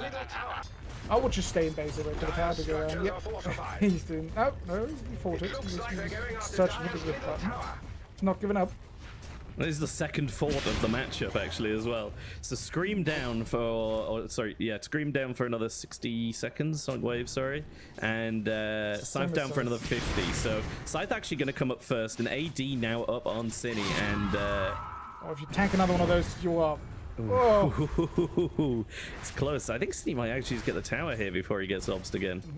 Thought he might have tried for a little wrap there, but yeah, I think he can just walk in with his creep wave that he can keep healed. Now to the broadsword, so there's a lot of damage. Obst on a mere 60 HP. Down he goes, and that is going to be the game. Going the way of Cynical Soapbox. GG's to Dota team. A Dota team victory. That's not something I'm used to seeing.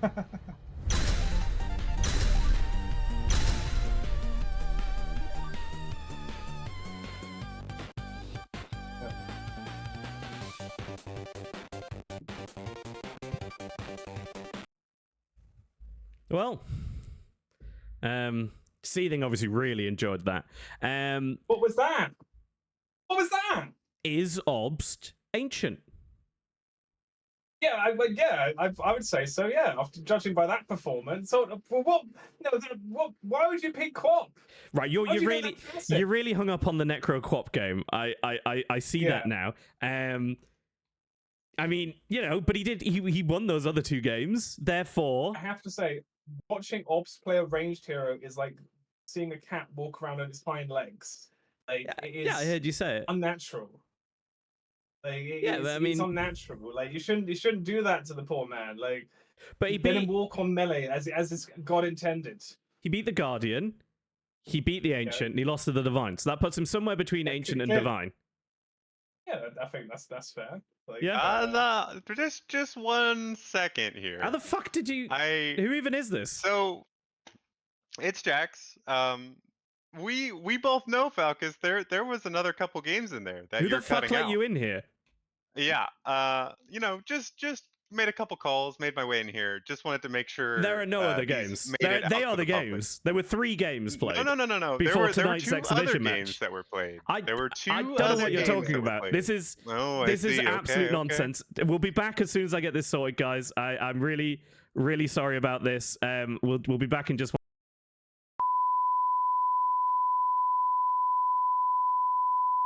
Warning, the following footage was illegally obtained and not intended for distribution. All right, remind me, what rank is Jax? So we've had a little jump here. We have gone from Guardian, we've skipped Crusader, and we've gone straight into Archon.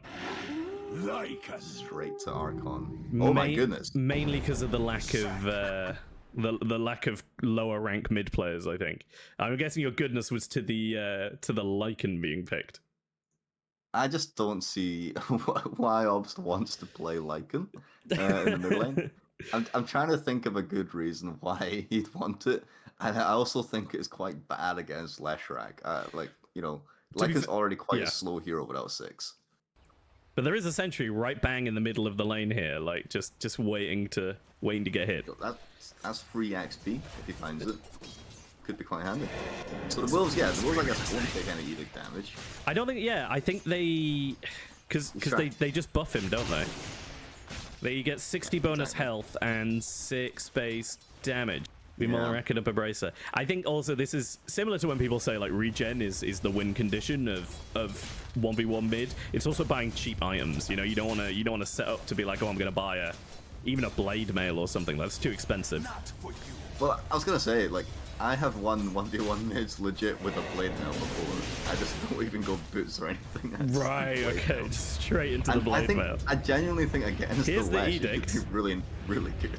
Not able to hit the tower though with it, so now just sort of stuck in the middle of the lane. Not actually hitting anything, does venture forward, a little bit of damage on the creep, but all in all, maybe underestimated the range.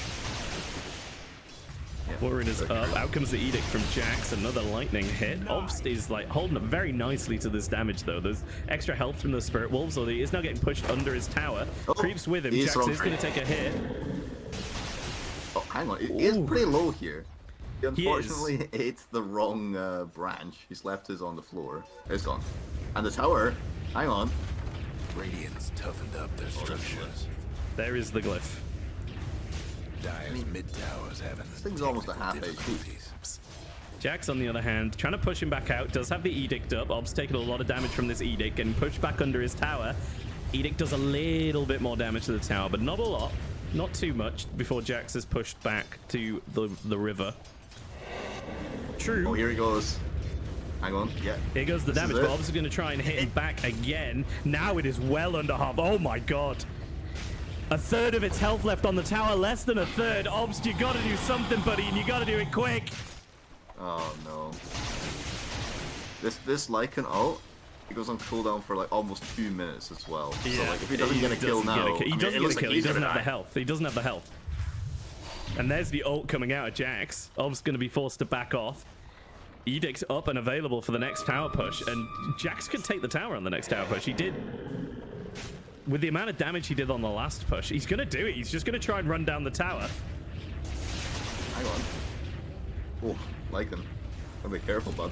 Bring the salve out next, but it's gonna be a little while. This Lesh is in a really good spot. Plenty of health, hasn't gone down yet. Tower is almost dead. I think Jax is gonna win this one. I don't think there's anything Ops can even do about it. I think he's dead here, and then I think the tower goes after him. Yeah. Down he goes. Jack's not going to be able to sit under the tower, though, so still hope remaining for Obst. Somehow. He's not up for another 15 seconds, though. Jax can follow this creep wave in. He's not got mana, though. He's 80 mana off being able to Edict again. This could give time. OBST hitting level 6 in a normal game. He's off with that Lycan ult, ganking a lane where the heroes are a lower level than him. But here goes that Lycan ult again. And the TP out from Jax. Ob's going to turn to hit the tower. He's got to get a lot of damage in on it, though. He's got to do about another 1,000 damage if he's going to even get it on par. But he doesn't want to take the tower hits. Going to try and get the creeps in under the tower instead. He is powering through this creep wave, but he's barely got any time left on Shapeshift. It's not working. This is not working. He's going to get a bit more tower damage done, but out goes the Shapeshift. Jax coming in, used a smoke to get the extra speed as well. OBST now heading to get that armor room, but Jax is going to be wanting to throw down underneath this Radiant Tower as soon as he can. Yeah, he's got to shove this wave in. I mean, he could also just run past the wave and go and Edict the tower, but would run the risk of dying. I almost think it's worth it. Is Jack's going to TP out again? He's going to pop the Edict. He's going to come in to try and fight. Ob's not wanting to dive under the tower either, so Jack's actually probably going to be okay on this one. Another ult from OBST and another Jax walking out with a lot more health than you'd hope. Oh, hang on, there's a regen room. Regen available, though, and with new regen rules, I mean, Jack's going back. Is he just going to go for the tower? Not quite. I thought he was just going to run up with Edict and go, well, fuck you and your regen. I'm having the tower. You've got to choose. Do you want to fight in this creep wave? These hits are so strong, though. You've got to fight in the creep wave if you're Obs, because you can't let him hit your tower. But the amount of damage, Jack's going to toggle the ult, but that's going to be his mana pool basically down. Siege Creep did get a hit on the tower, now down to 167 health on the Radiant Tower. Meanwhile, Dire Tower holding strong at nearly 1,200. And he's just using this ult to farm creep waves and try and push the tower. I think this is just a tower game at this point. No, he's going! Oh. He's going. Out comes the ult, but he doesn't have a lot of mana on Jax. I don't know if he'll get enough damage off. OBST chasing him down. He's going to get the kill, but is he going to die to the Edict? Oh, no. Oh my god. Balls to the wall, and was it all too much? Oh my goodness. Can't believe what we just watched. Not a favorable matchup for Lycan. Getting a kill on the board was surprising. I'll give him that. And what does this mean for the competition then? Like, you know, I don't know what this means. That was. Is he worse than Archon because he lost this, or apparently so.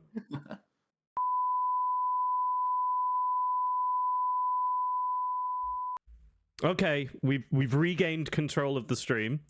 Jax is still here. We've come to an agreement. I don't know how we got the video in. I'm not happy. After the NDAs were signed, I kind of thought we were crystal, but you got anything to say for yourself, Jax? The fine is in the mail. So I better be in the mail. You owe me. You that 20 quid and a Palmo.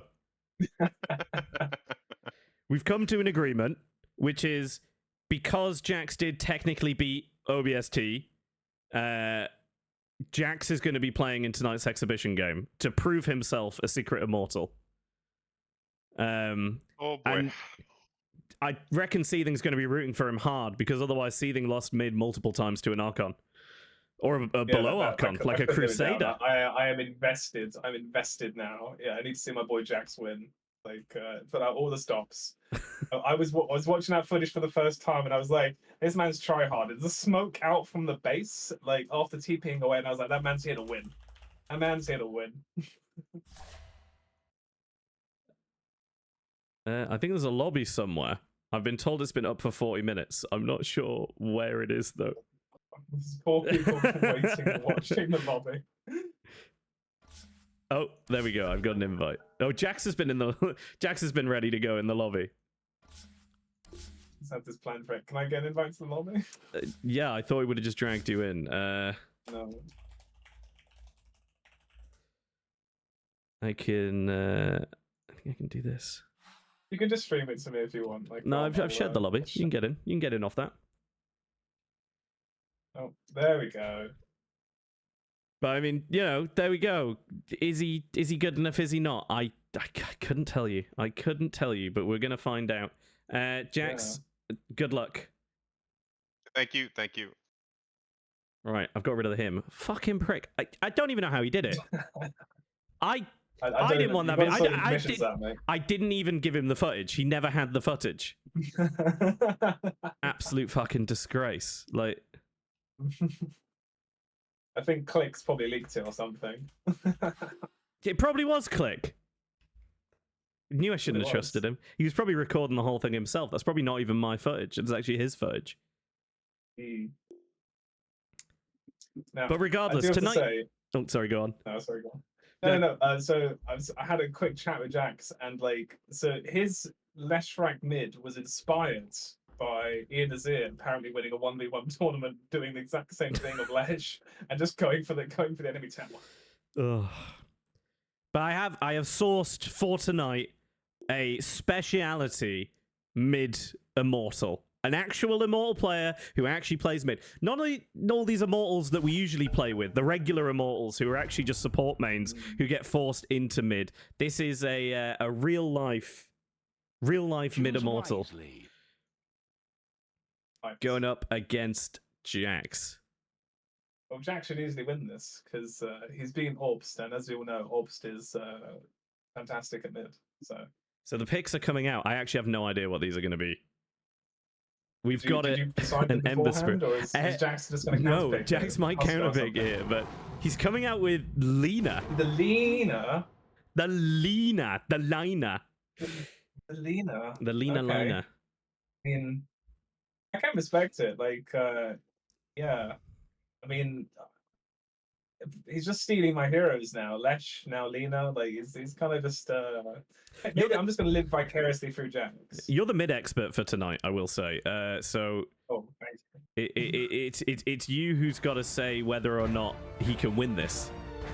I think this is definitely Lina favored. I think until level 6, and then it's anyone's game.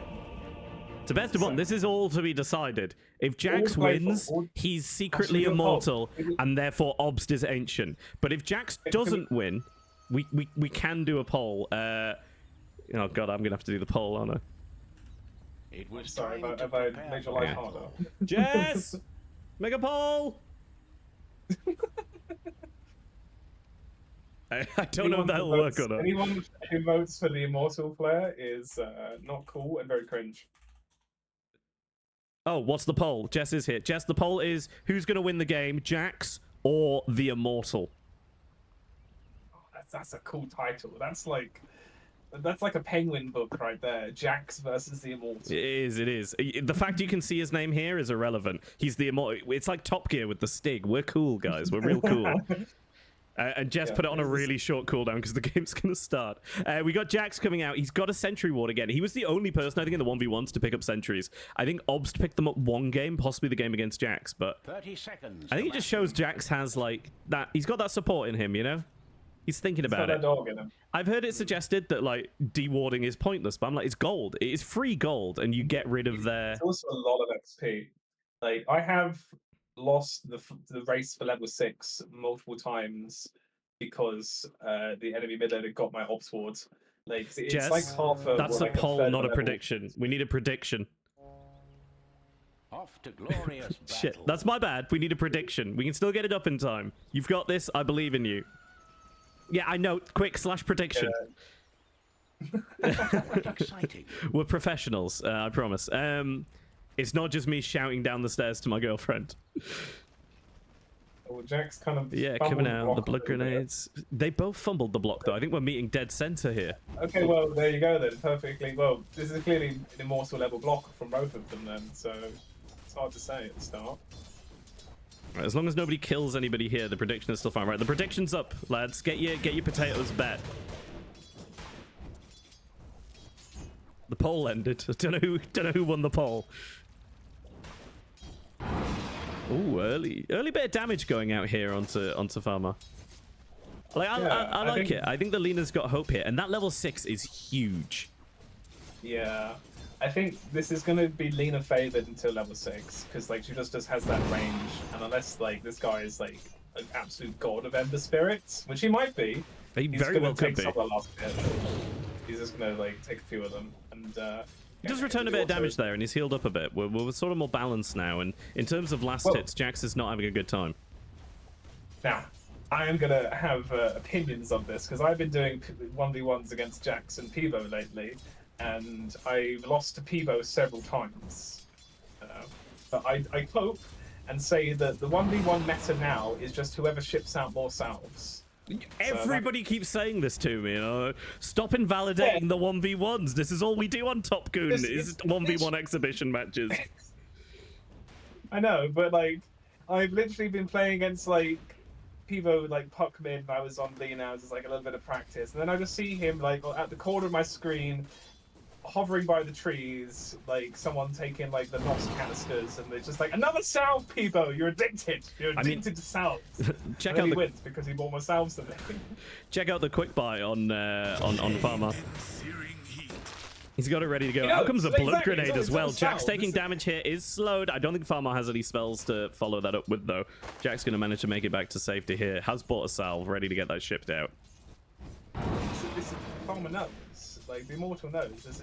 It's all about whoever has the higher economy to like buy more consumables. That's all mid 1v1s are these days. It's back in my day it was SF only. I used to challenge a lot of people to 1v1s after games because I've been playing mid a long time, and then people would be like, you were crap at mid, and I was like 1v1 me, bro. And then out You were comes one of Hunter, those. and they You get were around one me. of those. Yeah, I had to be. Like, you know, that's the honor of the. I have you don't never become been a mid main without 1v1 me, being an bro. egos- Yeah, you have exactly. to. It's the ego. It's the ego of being a mid play. Like you have to stand and fight. Like it's like, oh, you think you can lay better than you can do? Well, I'm trying to get a bit of damage down here. He's putting down a lot of harass. He's last hitting a lot better, but I mean that's almost to be expected. But half a level ahead or so. But equally, he's taking as good as he gets at the moment.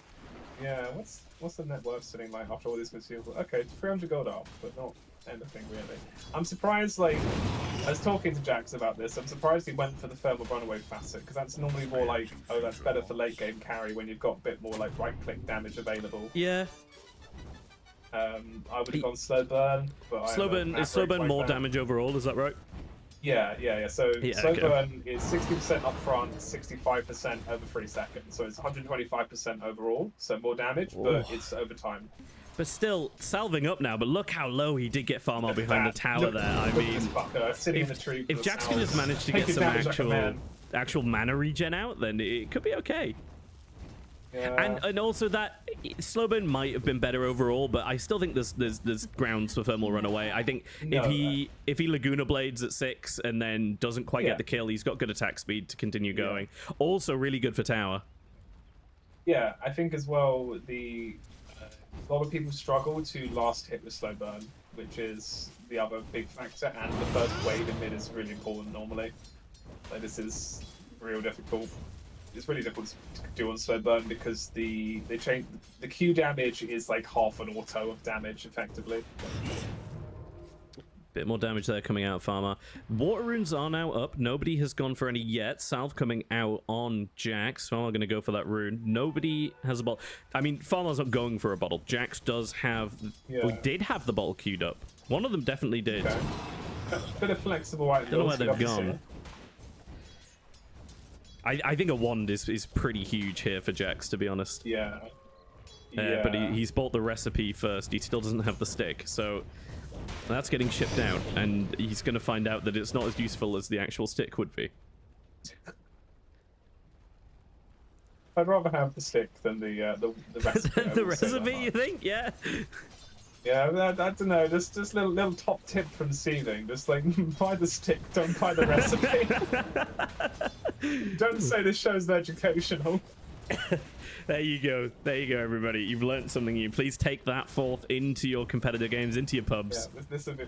Yeah, you can put that as the reason you win GTI. I didn't buy the recipe. I bought the stick. Or, as we've learned is likely the case, when given solid advice, you will ignore it, and then therefore will always buy the recipe first. A little bit of damage. 6 now hit on both heroes. Boots in the backpack for the Ember Spirit. Farmer and Lena coming up now to get a couple of tower hits in. I mean, still a full health tower on the Radiant side here. But no mana on Jax, but in comes the Remnant along with the grab. Sleight of Fist still available. Sleight of Fist used, and Jack's still going to manage to walk away. He is a bit low, though. I mean, he needs some reliable regen. I kind of think he should have gone for the bottle, although everybody dislikes it. But the Invis rune coming out now on the Ember. So this is where the Ember Spirit really starts to shine, because it can place a Remnant in mid and TP back to base, so it's almost always on full health, full mana. Jax just stood still next to his courier for so long, I thought my game had crashed. Secret plans. Farmer now lower odds, mana. You know? Does still have a Mango Villa. He's gonna throw down a Remnant, jump back to base. It's heroes that can do this, which is such bullshit in this game. Yeah, this is the bullshit of the Ember Spirit mid, because now it's no longer I can get a bit of chip damage on this lad. It's I have to 100-0 him from full every time. Yeah, it's plausible for the leader. Let's be honest, but yeah, don't get me wrong, it is like it's so much harder now. A little rough. Like, this is. Finally, he's got that wand. He's got that full wand ready to go. He's building mana boots. He's looking to buy some sentries, apparently. Get rid of the enemy vision. But damage coming out with the Sleight of Fist from Farmer Marosh. I would say the last hits have been a lot closer than I expected. They have really got tightened up. They've really tightened up. But the deny is still very heavily in favor of the Ember. And are we really seeing that in... No, even this XP diff isn't as big as it was earlier, so... Well, so yeah, back in my day, the old man Seething comes out like, 10 denies, that would have been a level and a bit, but now you can't even get a level advantage through denying them anymore. They always get level 7. Well, I'm just sad they took away Invoker getting XP for denies. Oh, I you know what? I miss getting money for denies. That was the stuff. That was the stuff. That was it. That was what I loved. Jax That's here what I going love. top rune. Farmer has realized it's not bot. Is he going to pursue? Nope. Don't know if he realized Jax was heading for that or not, but he didn't go for it anyway. Jax now very speedy. He's going to take the opportunity to get some right clicks in, try and get some last hits. It's a good opportunity here for Jax to just demolish the tower. Like, just simply click the tower down, force Farmer to come to you. I mean, honestly, him down now. He hasn't taken the stun. How do you feel about that? I'm not in the take the stun camp. Like, I don't think it's very good. Like, not even in the 1v1? Like, I mean, it's not like the Ember has a channel. Like, if it was like, channeling this member or something, I'd say. But it's not like it's hard to land into Sleight Fist. So like, it's fair enough. And like, I think the Fiery Soul attack speed bonus is huge. Yeah, that's fair. I don't know. I'm not a Lena player. I'm not a mid player. I am but a humble scrub. Can you farm in this 1v1 mode? Because like this would be like I know you can take runes, but can you take the? No, rules are you can take whatever's on the map. You can go for the Wisdom Shrine if you want. Oh, clearly just make stacks and then like a couple of Mud Golem camps, and then you've got the win in the bag with 100 last hits, like with the Lena wave player. I think it is generally seen as dishonorable, but it is acceptable as far as I'm concerned. Like. No, well, if we're gonna do full dishonor, why don't we just go for the wisdom shrine while we're around here? I think it's a long trip for the wisdom shrine. We did discuss it in one of the games, I think, where the monkey could tree dance his way over to the wisdom shrine. Oh, the cancel on the salve. That is rough. The advantage feels like it's just going back and forth here. Farmer now with health and mana coming in, lands the searing chains. Oh, the sleight of fist! He's gonna get the kill. First kill of the game, and a fairly good advantage going the way of the Immortal on the Ember Spirit. It's called the Stig. Heretic in chat with the suggestion of farm up your tier 1 neutral. Yeah, I mean... A chipped vest, I feel, in a lot of matchups, not the worst thing. Yeah, I mean, it probably would add up, honestly, over time. Oh, of all the times to die, an illusion rune and a Carty wave. This could be bad news bears for the tower here. Could be, it could be. There's a lot of wave clears. Jack's dragging the so it's creeps not out. That's like, true. Only a little bit of damage here on the tower.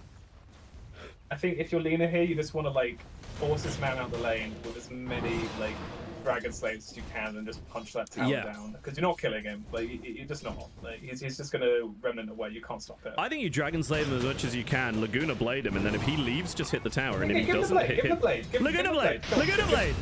Yes, Jax! Yes, Jax! Come on. I don't want to appear biased, but my god, more game. Let's go. I'm biased. Come on, Jax.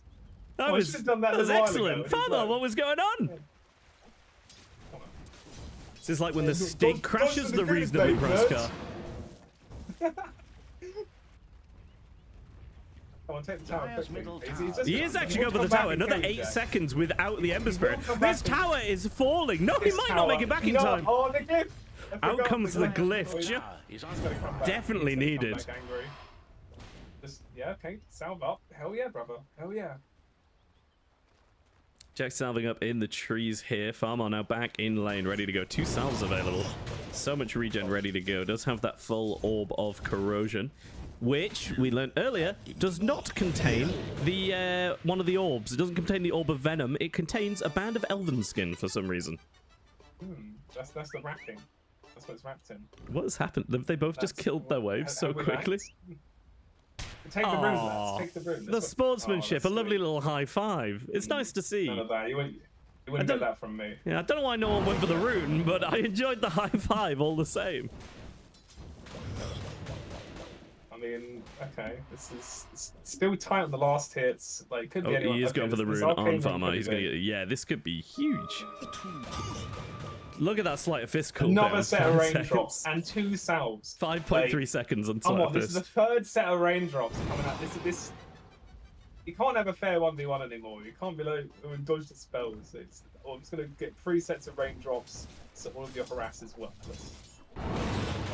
Again, I feel like though if Jax just pushes in the wave and clicks the tower, he wins this. Surely, like. I mean, the tower is on a mere 308 HP, 1500 on the Radiant Tower still.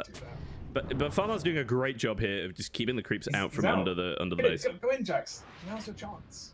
Go in and just man up to the tower with the remnants sat right there. Listen, you've got 4 stacks of Fiery Soul. You're hitting for an extra 210 attack speed. Like, I feel like you could just like. Okay, maybe not. Quick wave is going to fall quickly. Sleight of fist coming out on the other side. Ooh, I believe in my boy Jack. Sleight of fist damage wasn't as big as you'd hope. Another one coming out.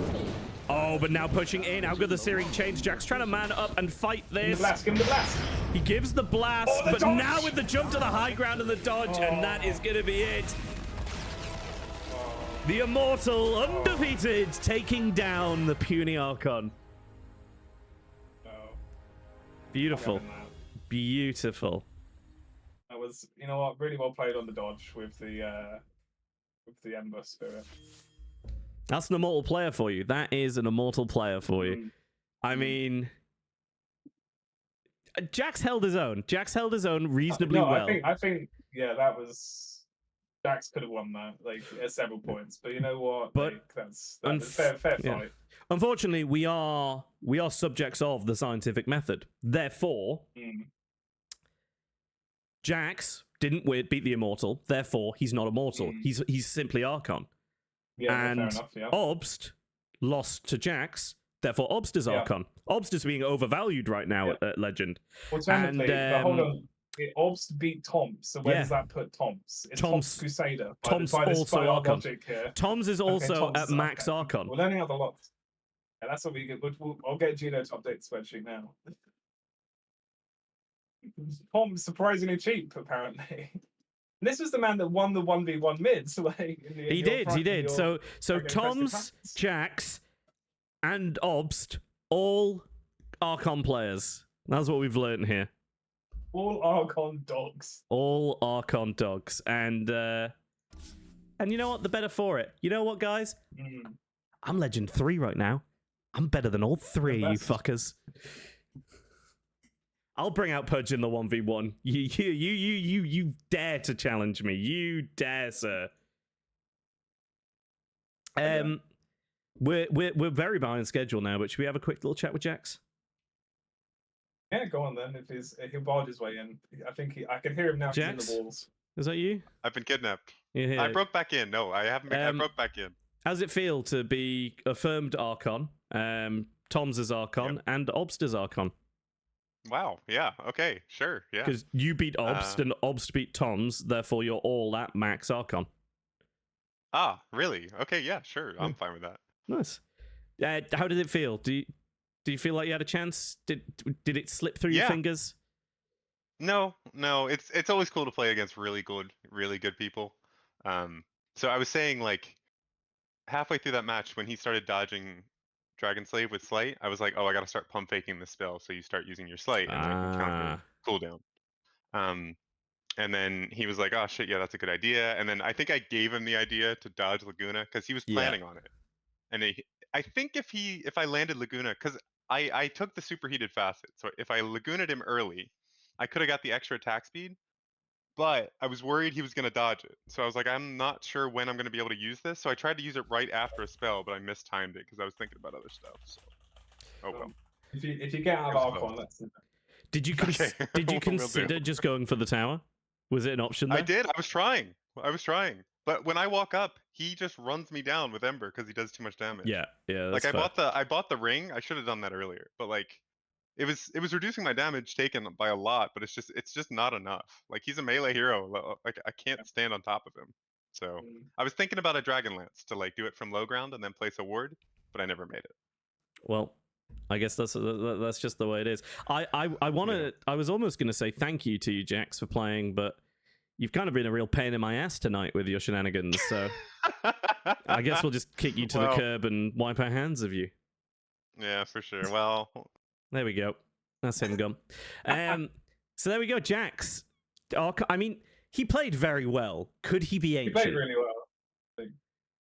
I mean, probably. We've established the scientific method. What we've seen is whoever buys more consumables wins these. Like, there's no like. Let's not question we've established the scientific method. I know, Let's but, not like, throw it out the window now. I'm saying, like, just if Jax just buys more like raindrops and I don't know pears and mangoes, he wins. So whoever has more fruit in their inventory just tends to win. Wait, is that not how you just win Git lane in general? Maybe what we're actually learning here is everybody should be buying more regen in lane. I sound like Sylar, sod that. But don't buy BKB, don't buy regen. Get Blink, get Blade Mail, get damage, get fun items. Make Dota fun again. We're going to get that on hats. What's that? Make Dota MDF. MDF. Meduffa. The Meduffa hats are coming. Soon enough. Yeah, I mean, I think that went fairly well. Thank you for the follow, Wurzag. You're like 2 years late, Wurzag. What the fuck is this? the friendship is invalid. I'm sorry, mate. Yeah. Oh, we've got a call coming in. Actually, this was scheduled, but here it comes. Hello. Hello. Oh, sounds like a squirrel. I can see a tree house, but I haven't got a squirrel. There? Oh, hello? Oh, Oh, we can hear you, I think. hello there. Hello. This is where most of the money for the production went to, buying a treehouse to get the fancy goon ready. Oh, hang on, it's not. I'm not sure I like this. I need to sort this out. Give me 1 second. Shit, where am I going? Let's go to here. Add. We're doing it on the fly. We're doing it on the fly, chaps. It's Oh lord. Satellite connections never work. It's fine. It's all fine. Everything is fine. There he is. There he is, everybody. Here he is. It's Squirrel Nutkin. Squirrel Hello? Nutkin. What are you here to bless us with tonight, Squirrel Nutkin? I'm here. I've spent no expense on the budget to try and get some stats from the fantasy league going. Amazing. So let's see if we can get this projector up and running. I don't want to interrupt, but I love your treehouse. That is beautiful. Is this where you live, or is this your It's great. office? A little bit of both. I sleep on that couch. It's pretty good. We got the 19 crimes, and I've been serving up the nuts because no Nut November's coming. Ah, Oh, good. get rid of them all in advance. It's like Lent. Yeah. Excellent. So let's see if we can bring this news in. So let's just pull this down, and we'll just see if we can get this. And there we go. That's what we want. Right. Been looking through the startup stats. We have so many unpicked characters. Where is the love for Zeus? Zeus is such a great character. We've got Bane in there. Obviously no Meeper pickers. But why no Bane? Why no Bane, Falcus? There's been no Bane. Yeah, There's been I'm no surprised Bane. about Bane and Mirana, to be honest. I mean, you've got no Lycan in there, but we're not going to see any Lycan after we just saw it get absolutely that's, dumpstered mid, so... yeah, No more? No Husker. Where's Husker? I mean, I was saving Huskar for main stage. I won't lie. Like, I will be that filthy Huskar picker at some point if there's a good game for it. No Kez. Kez literally been put into captain's mode, and no one has let Duck T have it yet. Let Duck T Kez. I mean, Someone's got to do it, right? Fuck T, but maybe we let Peebo Kez first, and we see how badly that how well or badly that goes, and then we let Duck T Kez. Have we considered that? Sure. Kez is just nobody understands Kez. Do you understand Kez? First. Maybe to shreds. I think if anyone can name all of the Kez abilities, they need to get the head checked, because I don't think no sane person can. There's Echo something, Echo Slice. Yep. There's Echo Katana. Slice. There's the little shorty sword. Thing where he makes the weird noise and then you just die. You just die. There's the one where he waves the sword over his head and lifesteals. That's the one. Yep. Yeah. There's parry. He just has a little bit of everything. Like, you need some lifesteal? Yeah, you got some lifesteal. You need some damage? Yeah, you got damage. There's Can you timber get the chain. spear in the way? You got that. He does timber chain, Got right? everything. Yeah, Yeah. because Timber Chain, but even better than Timber Chain, doesn't destroy the tree. So It's like the Superman of Dota heroes. There's nothing that goes against it. Yeah, she is, and I don't Yeah, like I don't- Superman, so... I don't. Yeah, Superman's an What's overpowered your character. But yeah, but let's see some Duck T play it, because he's in my fantasy team. Oh, there it is. Yeah, he's in mine as well, to be fair. Speaking of Let Duck which- T play it. We currently have Wurzak, top of the Goons, in both Classic Goon and Points Goon total, with Amazing. Obst, who we've just worked out is pretty good. Duck T, who if he gets to play Kez next, is pretty good. Atrocity, of 2000, who is pretty good. And Vi, who is also pretty good.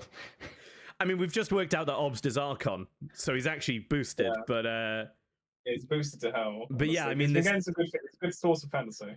this Duck T pick and this Olf pick is insanity, yeah, and Vi. That's pretty good going.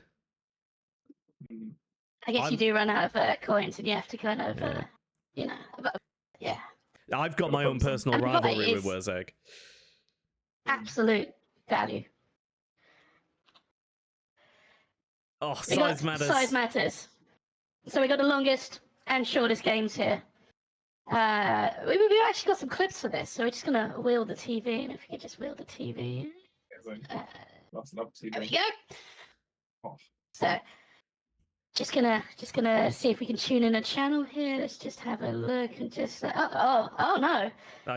Is Oh this, God! That's, which game is that this? appears to be Bleak Giant. Oh no! Let's just get rid of that. Let's see if we can tune into Oh, that's Dota. the shortest game here.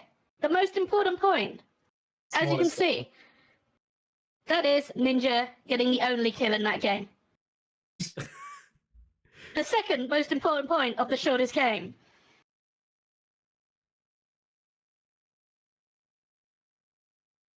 There, right there. You see Stacy GGing out. Does this make this the shortest game if you GG out? I've got to argue Dota no. team never GG'd out. Dota team had shortest game killing an ancient. Exactly. We never GG'd out. Anyone can get shortest game if you GG out. I'm just saying. I don't know what you mean. There are no squirrels on our team. We had Nutkin on our team, but no squirrel. Close So friend. as an impartial squirrel, who would you give absolutely. it to? Well, obviously Dota team. They didn't GG out. If I wanted to get shortest game, GG out any game. Like, chopped up. However, Dota team do have the longest game. And I've isolated exactly where that game went wrong right here. On the draft. Oh, they first picked Medusa? See? How cringe. First pick Medusas. They banned First pick Anti-Mage Medusas. just It's before terrible. that. Yeah, that's a bit cringe. I'm not gonna lie. I thought It was like definitely something we had never come up with before. We had never come against that before, had we?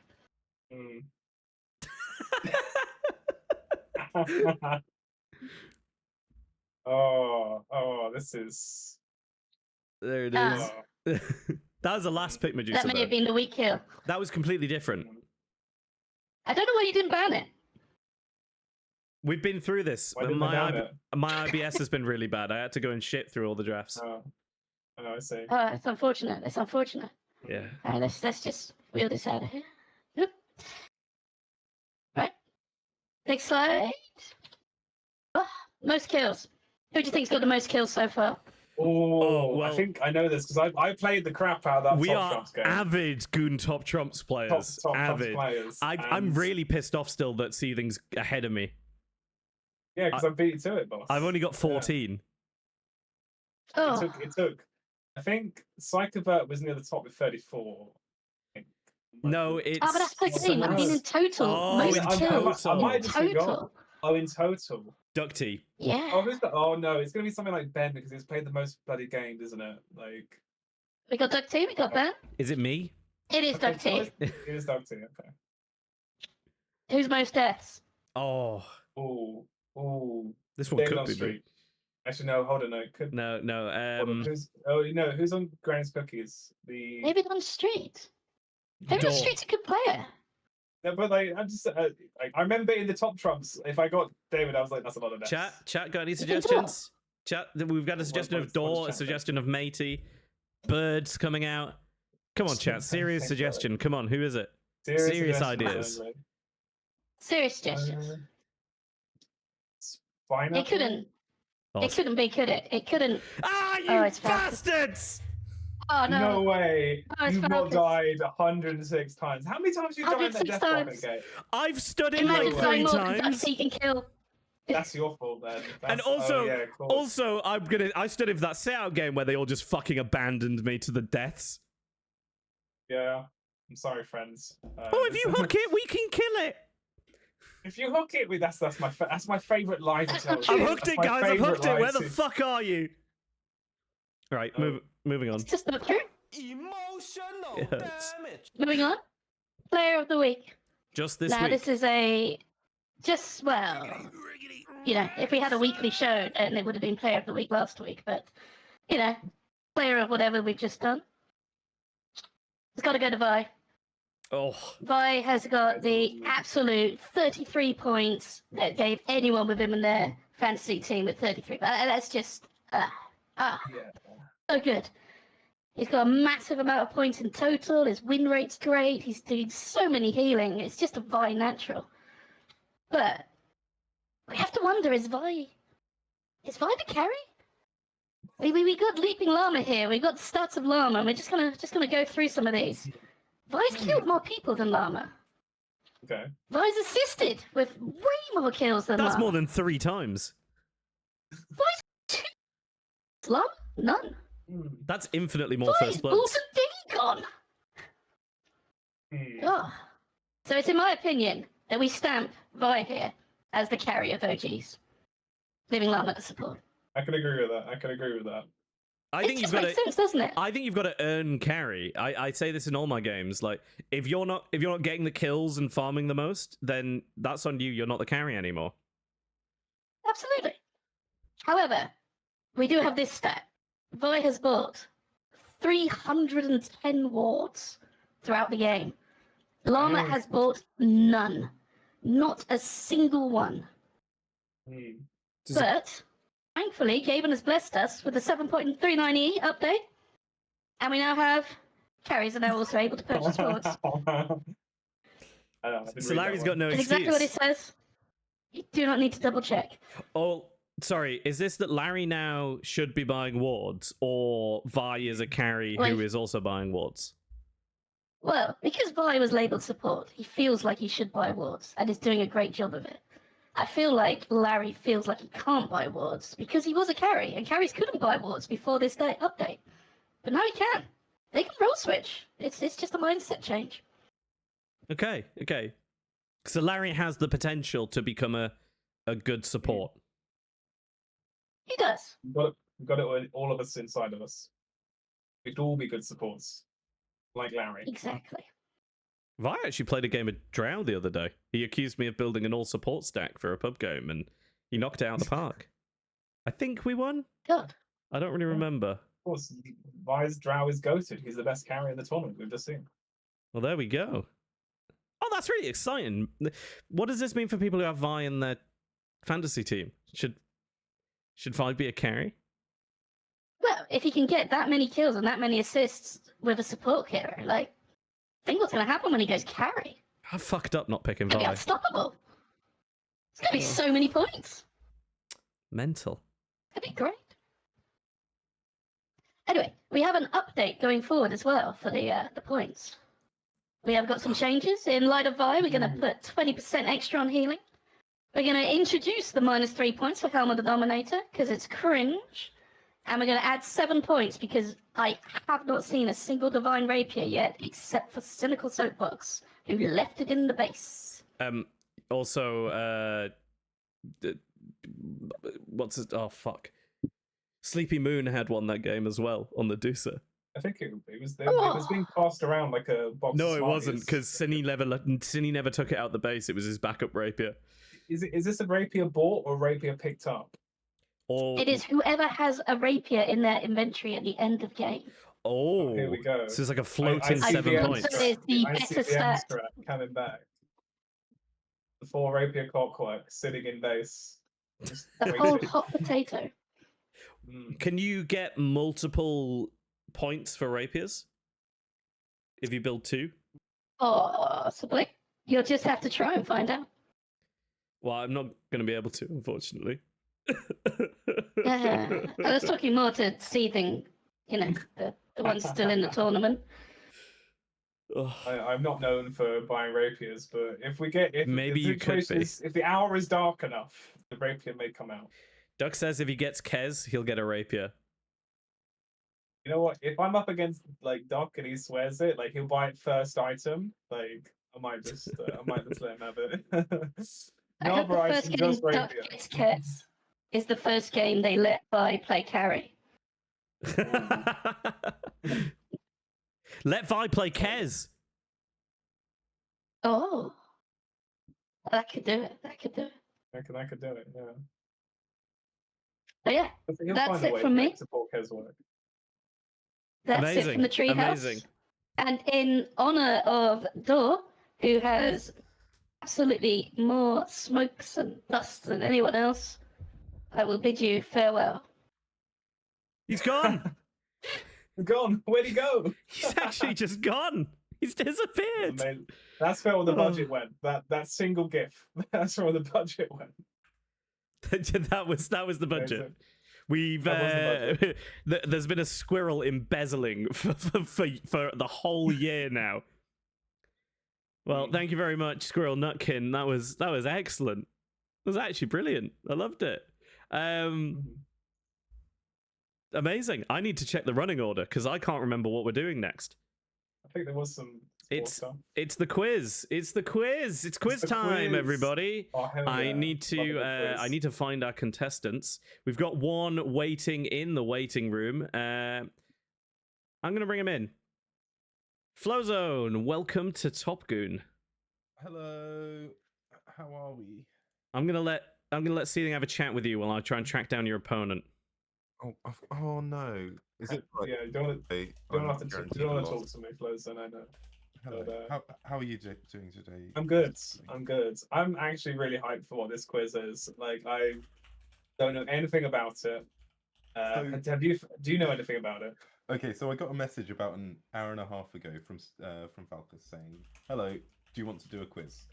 I said, "Maybe." I'm so sleep deprived and just horrible because my pissing fiance told me to get up out of bed.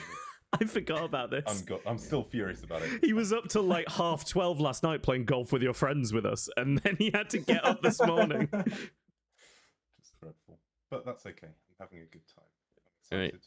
And also, here comes Jam Apple, aka YNWA. Jam Apple, how you doing? Hello. I'm good. How are you guys? I'm doing all right. We're having a good time, I think. Seething, you having a good time? I'm having a great time. This is excellent. This is better than I thought it would go. I'd ask chat if I cared. I love the Nutkin episode. Squirrel Nutkin. I mean, what a chap. Smartest squirrel on the planet. We should they get say. him back. We should get him back. I need you to check for me. Can somebody play the air horn sound on the Discord soundboard and just see if that works? I don't have that in my favorites because I'm a sane human being. Oh, that worked. Right, we have sound. Right, I'm gonna need. Okay, that's enough. Let's not get carried away. I'm gonna need Flo and Jam Apple to pick a sound on the soundboard to be your buzzer for the quiz. Oh, piss! I hate the soundboard. I'd recommend not picking any of the Fry Guys sounds as they're all quite long and obscene.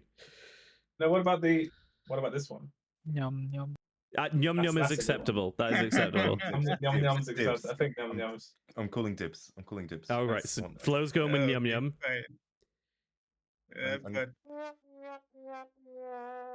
Right, sad horn for Jam Apple. So Yum Yum for Flowzone, sad horn for Jam Apple. Right.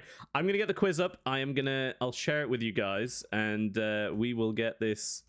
We'll get this bad boy underway. I'm excited for this. So this quiz has been specially put together by none other than Dota Team's S1, aka Swan. So, Seething, you're going to be in charge of keeping score, by the way. Oh, okay. I have to get an app open now. Have I been sharing my screen the whole time? Hang on. I think you have been. I've been looking at that spreadsheet for the past hour. Well, there you go. Anyway. Okay, I'm making a. So the way this is it just Jam and Flow? It's just Jam and Flow. They're the competitors. The way this is going to work, I've picked these guys specially, picking two of the top drafters of the tournament, bringing them in, right? And this is going to be all about drafting. All you got to do is guess the hero. Okay? So, right. Swan has meticulously drawn out 10 heroes and their abilities in the advanced artistic software that is Microsoft Paint. Okay. I feel like I've got an unfair advantage here because Peebo has been doing our drafts a couple of times and he refuses to use anything other than Paint. This is fair, yeah. So but I'm very, very used to. You're going to get shown one ability at a time. Okay? If you get it off the abilities before the ultimate, you get 3 points. If you get it off the abilities, including the ultimate, you get 2 points. And if you get it once the hero picture itself is shown, you get 1 point. Okay? Okay. An incorrect guess will be -1 point. making my life Ooh. difficult. Well, I know, but you've got to do Okay. something. You're here Okay, for sure. something. I'm just here to look pretty, Falcus. Is everybody ready? Hell yeah. Okay, then here we go with Swan's picture quiz. Round 1. I'm just going to reveal these gradually. Buzz in if you know it. Dragon's Breath. It's fire. That's that guy. Dragon Knight. Buzzed in, said Dragon Knight. Dragon Knight is incorrect. It's Oh. -1 point. We will for now continue. Jam. Does it go into the negatives? It does. He can buzz in again, though. Okay. Ultimate revealed. Yum yum. Oh, It's Axe. flows in with Axe. That's so fucking shit. What the fuck For is 2 this? points. Axe is the fuck is correct. this? That is. Oh, God. That is. It is indeed That's some Axe. artistic liberty if I've ever seen one. Good Oh, lord. oh, the nipple work on that big drawing. Oh, Round Where's his 2. loincloth? where is his loincloth? Where's his That's what I Right. want to know. The reveal God. begins. Yum yum. Oh, we got a buzz in already. It's Darkseer. I can't actually remember who this is. Great job, Quizmaster. That does kind of like a purple It butthole. is Darkseer. It is Darkseer. That is Darkseer, correct. Of course it's Darkseer. Oh my god, incredible work from Flo. So Oh. that's Everything purple. Meet Darkseer, yeah. everybody. Let's go. Uh, Why has he got that is. I'm sorry. Why does he have breasts? There is arms. That is like. I'm sorry. That the first ability icon is just a purple butthole. I'm sorry. Like you could show me that, but like, oh, that's a Widowmaker from Overwatch. I'm like, yeah, it probably is. Right, round 3.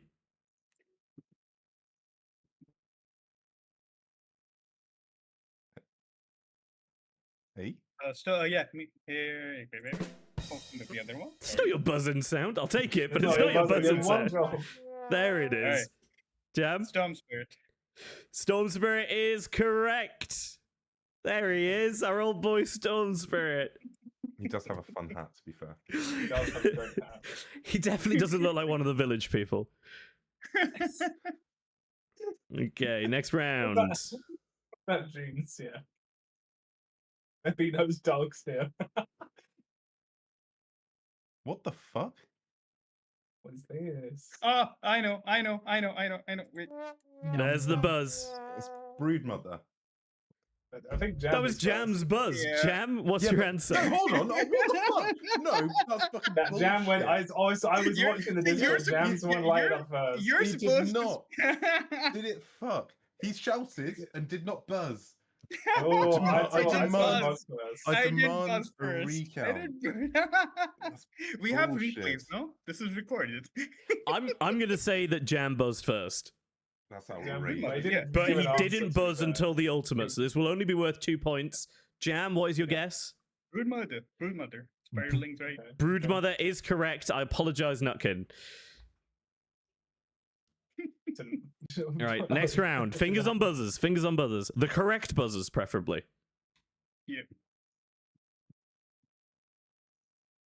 Sample's covering it. The hell? I think I Yum, know, but Nope, yum yum. Flo's Is that unbuzzed. Ricky? It is not Ricky.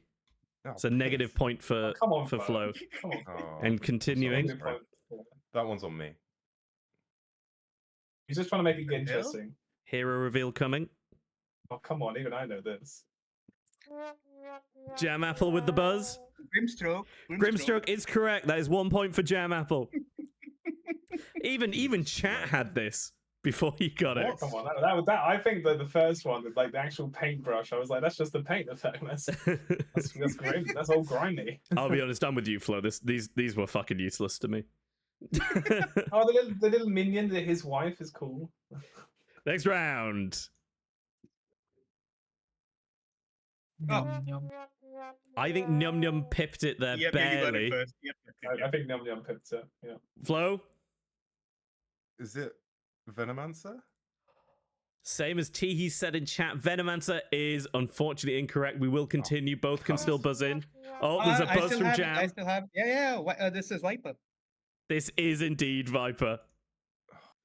3 points to Jam Apple. Was that 3 points or 3 points yeah, to 3 Jam. points. Right, Oh, and come on, Flo. next round. Oh, Oh, we got a buzz from Jam. Oh, Morphling. That's a good point. Morphling. I don't think it's Morphling. okay. We're going to continue. If it ends up being Morphling, then that's the way it is.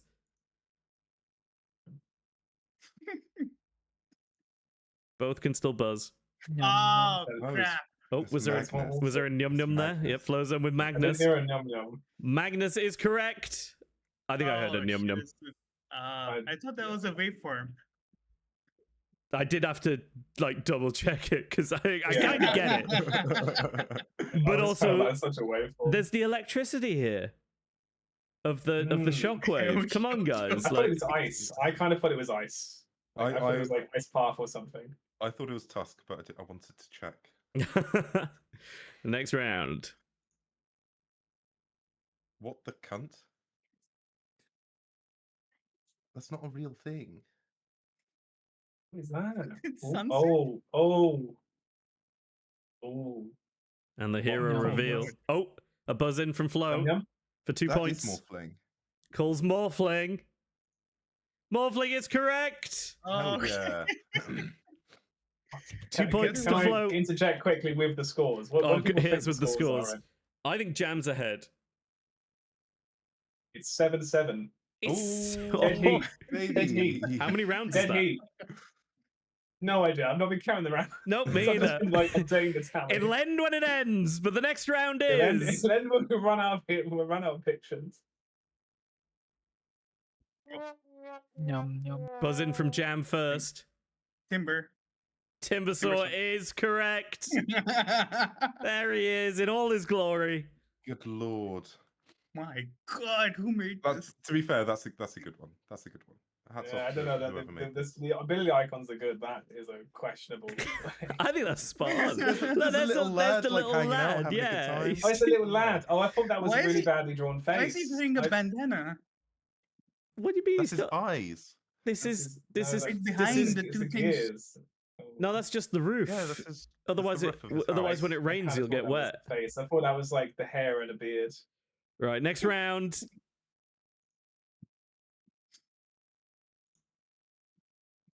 Oh. Yum yum. Buzz in from Jam Apple first. What's it going to be? I think Visage? Visage is correct. That hero is not in the game. I'm It's convinced. one's favorite hero, his Visage, in all his glory. Oh, that is. Yeah, the little stone things gave off. And there we go. Finn, Oh, thank you very much, S1, for all of the beautiful drawings. If anybody wants to purchase any of those, I'm sure Swan will be happy to sell prints. I actually quite like it. I quite happily have that on my wall. It's like this Dota series. I don't know if I'd have them on my wall, but it was some good artistic talent. I think if you frame that, if you frame those, you're getting away with it.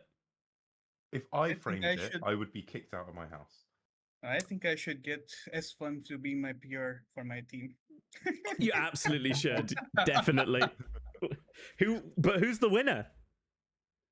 I feel like I spoiled it. I thought that there was more rounds coming up, but winner is Jam with 13 points and Flo with measly 7 points. I got whomped in the last two. Oh, I mean, yeah, the last 2 rounds kind of still. I didn't realize they were just running out that quickly. It Well, was I- all the buzzers. Zero. Otherwise, I would have kept my mouth shut.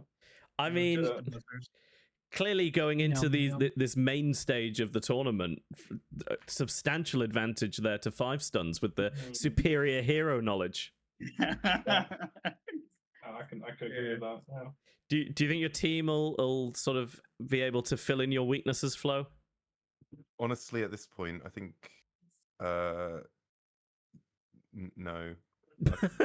There's too much. There's too much going on. There's too much going on. I think the team is full in despair, and I know Pivo would have locked in for this. Pivo would have carried this little quiz. I agree. I think if Pivo were here, he would be easy dubs. But alas, I'm not Pivo, and I could never dream to be The man. What would you want to be? legend.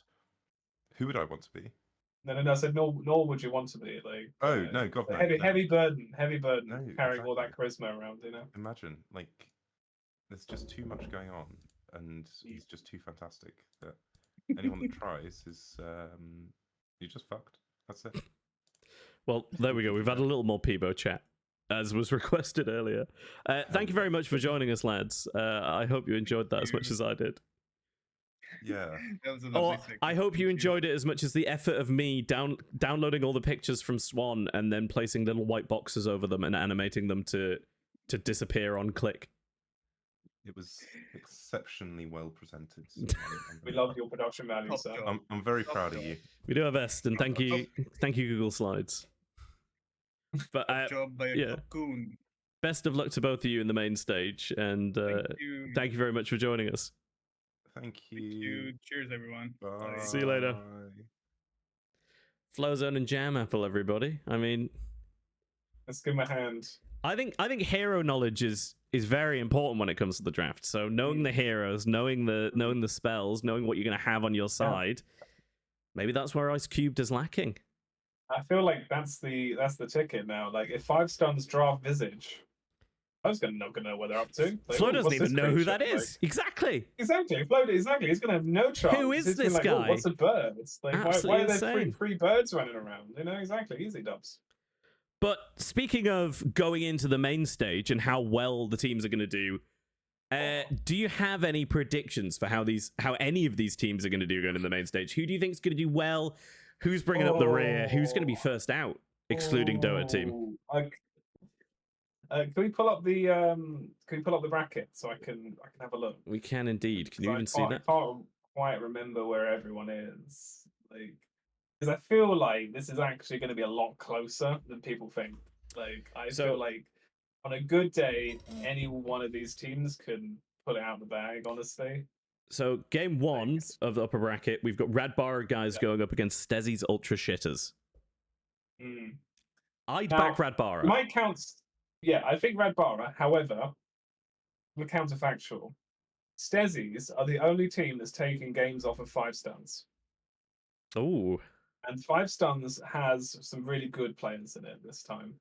So I'm like, maybe like, and you got to remember, like, Stezzy's like they played together before. Like maybe it's all a massive ruse. They're like, oh, we're gonna make people think we're the underdogs, and then whap in the main stage. Wham. So, I think.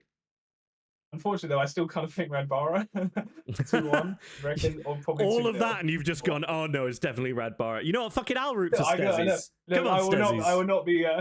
Come on, up the shitters. Come on, let's all support the shitters.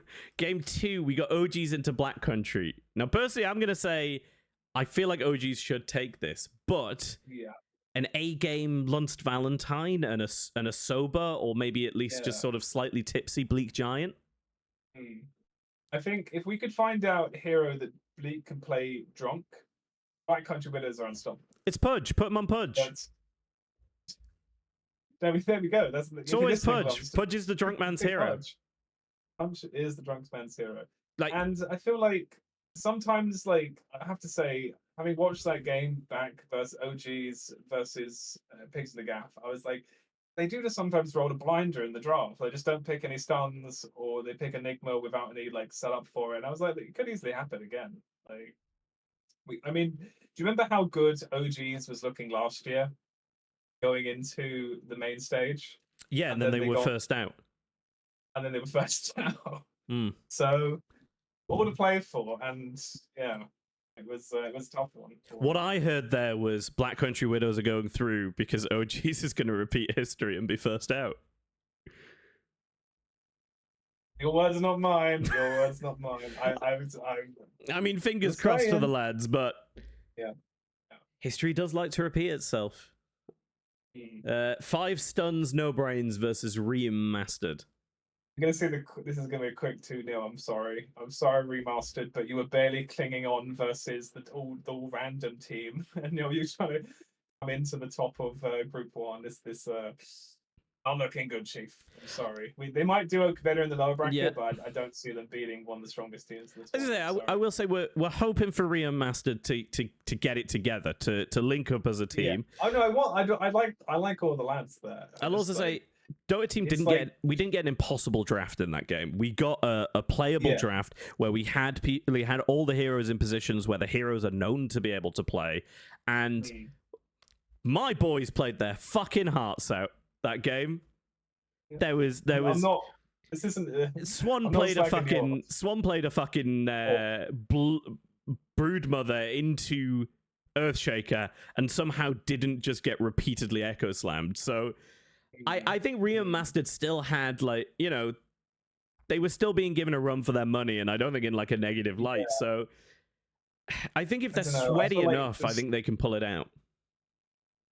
Yeah, I feel like it's just going to be a lot, and like they don't have many games to get it together at this point. Yeah, and like I wasn't seeing it, if you know what I mean. No, I mean absolutely, you're probably right. They're probably going to the lower bracket here, but I think a lower bracket run is plausible. Yeah, I think definitely possible. Yeah. Game 4, Team SSSS versus Granny's Cookies. I think 2-1 Team SSSS, but I feel like Granny's Cookies may surprise them because I feel like Psychovert Robertus can pull something out of the bag, like just because so Jax, having played against him now, he's picked up the Lesh, which I've seen, but he mostly plays melee mids, and Team SSSS on above just picking mid Viper and just taking a steaming that man's day. So it could be, if they get surprised once, maybe like it could be. I feel like Team SSS are the stronger side though. So for those a bit out of the loop at the moment, I'm just going to zoom in and give a quick scan of the group stage. Crap, give me the actual thing. We got Group 1, 5 Stuns, Child Endangerment, Ice Cube, Stezzy's Ultra Shitters, Granny's Cookies. This is in order of the finishers. Rabara Guys, Gubs Among Us, L Cubed, Remastered in Group 2. In Group 3, we got Chocoholics Anonymous, OGs, Pigs in the Gaff, Dota Team. Dota Team now out in the elimination stage, and Granny's Cookies filling that spot in Group 3. And in Group 4, we got Team Set Out, Team SSSS, Looney Goons, and Black Country Widows. So those top teams are your favorites, and those lower teams are, well, your shitters. And resetting back into main stage. We've then got, I think you're right on that one, sorry, on Group 4. I think Granny's Cookies, they might take a game, but they're going lower bracket. But I still think there's chance of some surprises in the lower bracket. I Team SSSS. It's like I said to you, Sit Out and SSSS being so far apart from the bottom two teams in their group is either stand out for the bottom two teams being particularly poor or the top two teams being particularly good. And we're yet to see proof of either, but in Group 5, I think I'm going to have to talk about this one because you are biased as fuck. It's Team Sit Out versus Pigs in the Gaff. I mean, Pigs in the Gaff have done fairly well. I think there is chance for Sit Out to fuck up and, lose at least one. Add a push 2 games to Pigs in the Gaff, but in general, I'd see Sit Out going through in this one and Pigs in the Gaff going down to the lower bracket. Help from that supercomputer. Yeah, I just think they're not the most coordinated team at the moment. If they get put on the back foot, they've struggled a bit, and I think that could happen. I think it's kind of a win lane, win game kind of game. Yeah, going into game 6, we got Child Endangerment versus LLL Cubed. I think this could be a closer one or a stomp. Yeah, I feel like we're in the state of like, well, we're just picking the favorite. It's kind of like, I don't think we've like, this is where the upset's going to happen. I feel like LLL Cubed, like they could possibly pull it out of the bag. Like if there is going to be a knockout, like if there's going to be an upset, it's probably in Group 5 or Group 6. Like I feel like because my team could fuck it very hard versus the Pigs in the Gaff because they got some good players there. Yeah, and I think LLL Cubed, they played together a while. Like they are, and like it was a tough group as well. They're well coordinated when they get the draft that they want, but if they get out drafted, they struggle. So they brought out this Tide carry the other week, and it went excellently. It could have gone absolutely shit, but up against Child Endangerment, who also plays kind of out of pocket, they don't do exactly what everybody else wants them to do. I think, do you know what I mean? When they clash, it could kind of go either way. Either team's strat might work or not work. So, considering child endangerment up with the favorites, I think this could be upset of them getting knocked lower bracket here. Yeah. I wouldn't necessarily bet against I would LLL not cubed. count them out. Not with I wouldn't money, count at them least. out. This one's going to be tight. Yeah, I would not put. I'd put beans on it. I but bet wouldn't beans put- or potatoes, but I bet not beans, money. Or beans or Not potatoes, money. Yeah. I bet Falk's not the money. bird. Falk's the bird. Falk's the bird. Game 7, we got Chocoholics Anonymous versus Looney Goons. Now, I want Looney Goons to win just because I wanted to. I just feel like this is like absolute brutality, just like sniping. I know, like this is just like the sweaty team trying to just pick the weakest team to try and win. You know, like I want Looney Goons to pull something out the bag, pull a fast one, show us a bit of spice, that sort of thing. Like, but I do feel like Chocoholics might be 2-0 this one, unfortunately, just because Looney Goons, unfortunately, like credit to the lads, lovely guys, Spirit GTI, but they just don't have the numbers on their side. you know what it is? I wasn't too bothered about Looney Goons earlier or previously, but calling them the spirit of GTI, and I actually just feel it's really spot on, and I'm rooting for those misfits, those lovable scamps, and if they can, you know, I think they've played their game against us was excellent, like, and I think they've got opportunities, they've got the chance. If they can take down Chocoholics, I'd be really happy to see it. Can they? It's out there. It's an underdog story, but I'm a Looney Goons stan now.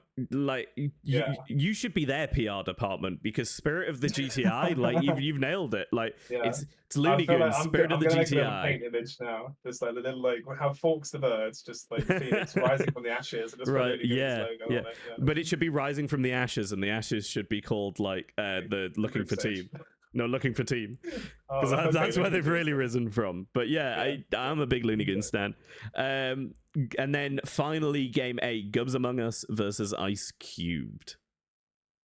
I want Ice Cube to pull it together. Like that's what I really want. I really want the Peebo Flow Zone like team to just come out the gate strong, because I think part of this is like they just haven't necessarily their last group stage game was the first one that they played as 5.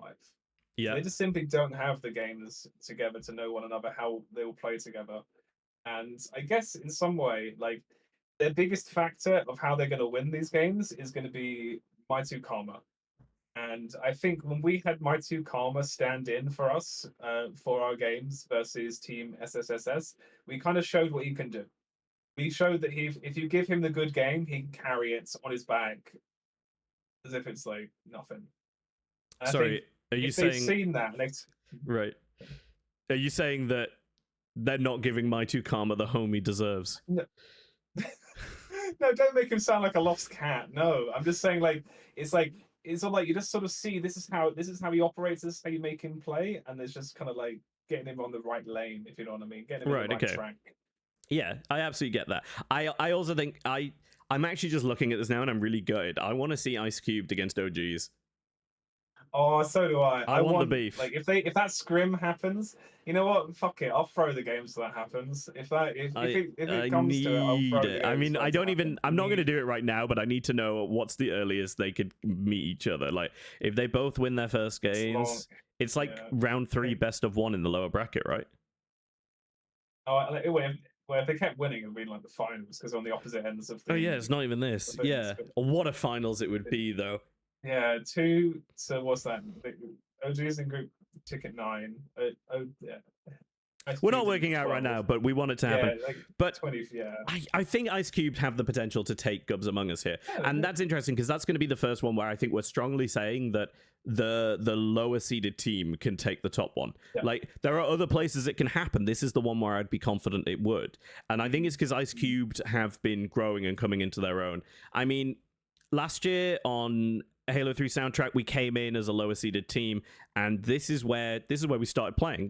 We made some changes. Like we swapped our mid and our carry, and it worked excellently. I think this is the opportunity, and I would say to all the teams, if you are having issues and you are debating a role switch, make it, do it, give it a go. What's the worst that can happen? If you're already playing like shit, it's not going to get worse. Well, it could get worse, but equally, if you're going to lose anyway, it's not going to make a difference. So, worse is about the same. At this point. And, Exactly. Yeah, there's no rules about it this year, so. Hell, fuck it all over. All go mid. Slam it home. Why not? All mid. Yes. All mid. What's the worst that could happen? Not in my games, please, because I don't like it when the supports show up to my lane. Like, I'm just like, go away, Go away, you homeless people. Go to another lane. To round this off, predicted final? Oh, that's a tough. It's a toughie. It's honestly like I feel I could say like. Can I say like top 6, and then like I feel like it's gonna be like any one of those. I'll give you top 4. Top 4. Okay. I think 5 stuns, team sit out, child endangerment, and team SSSS.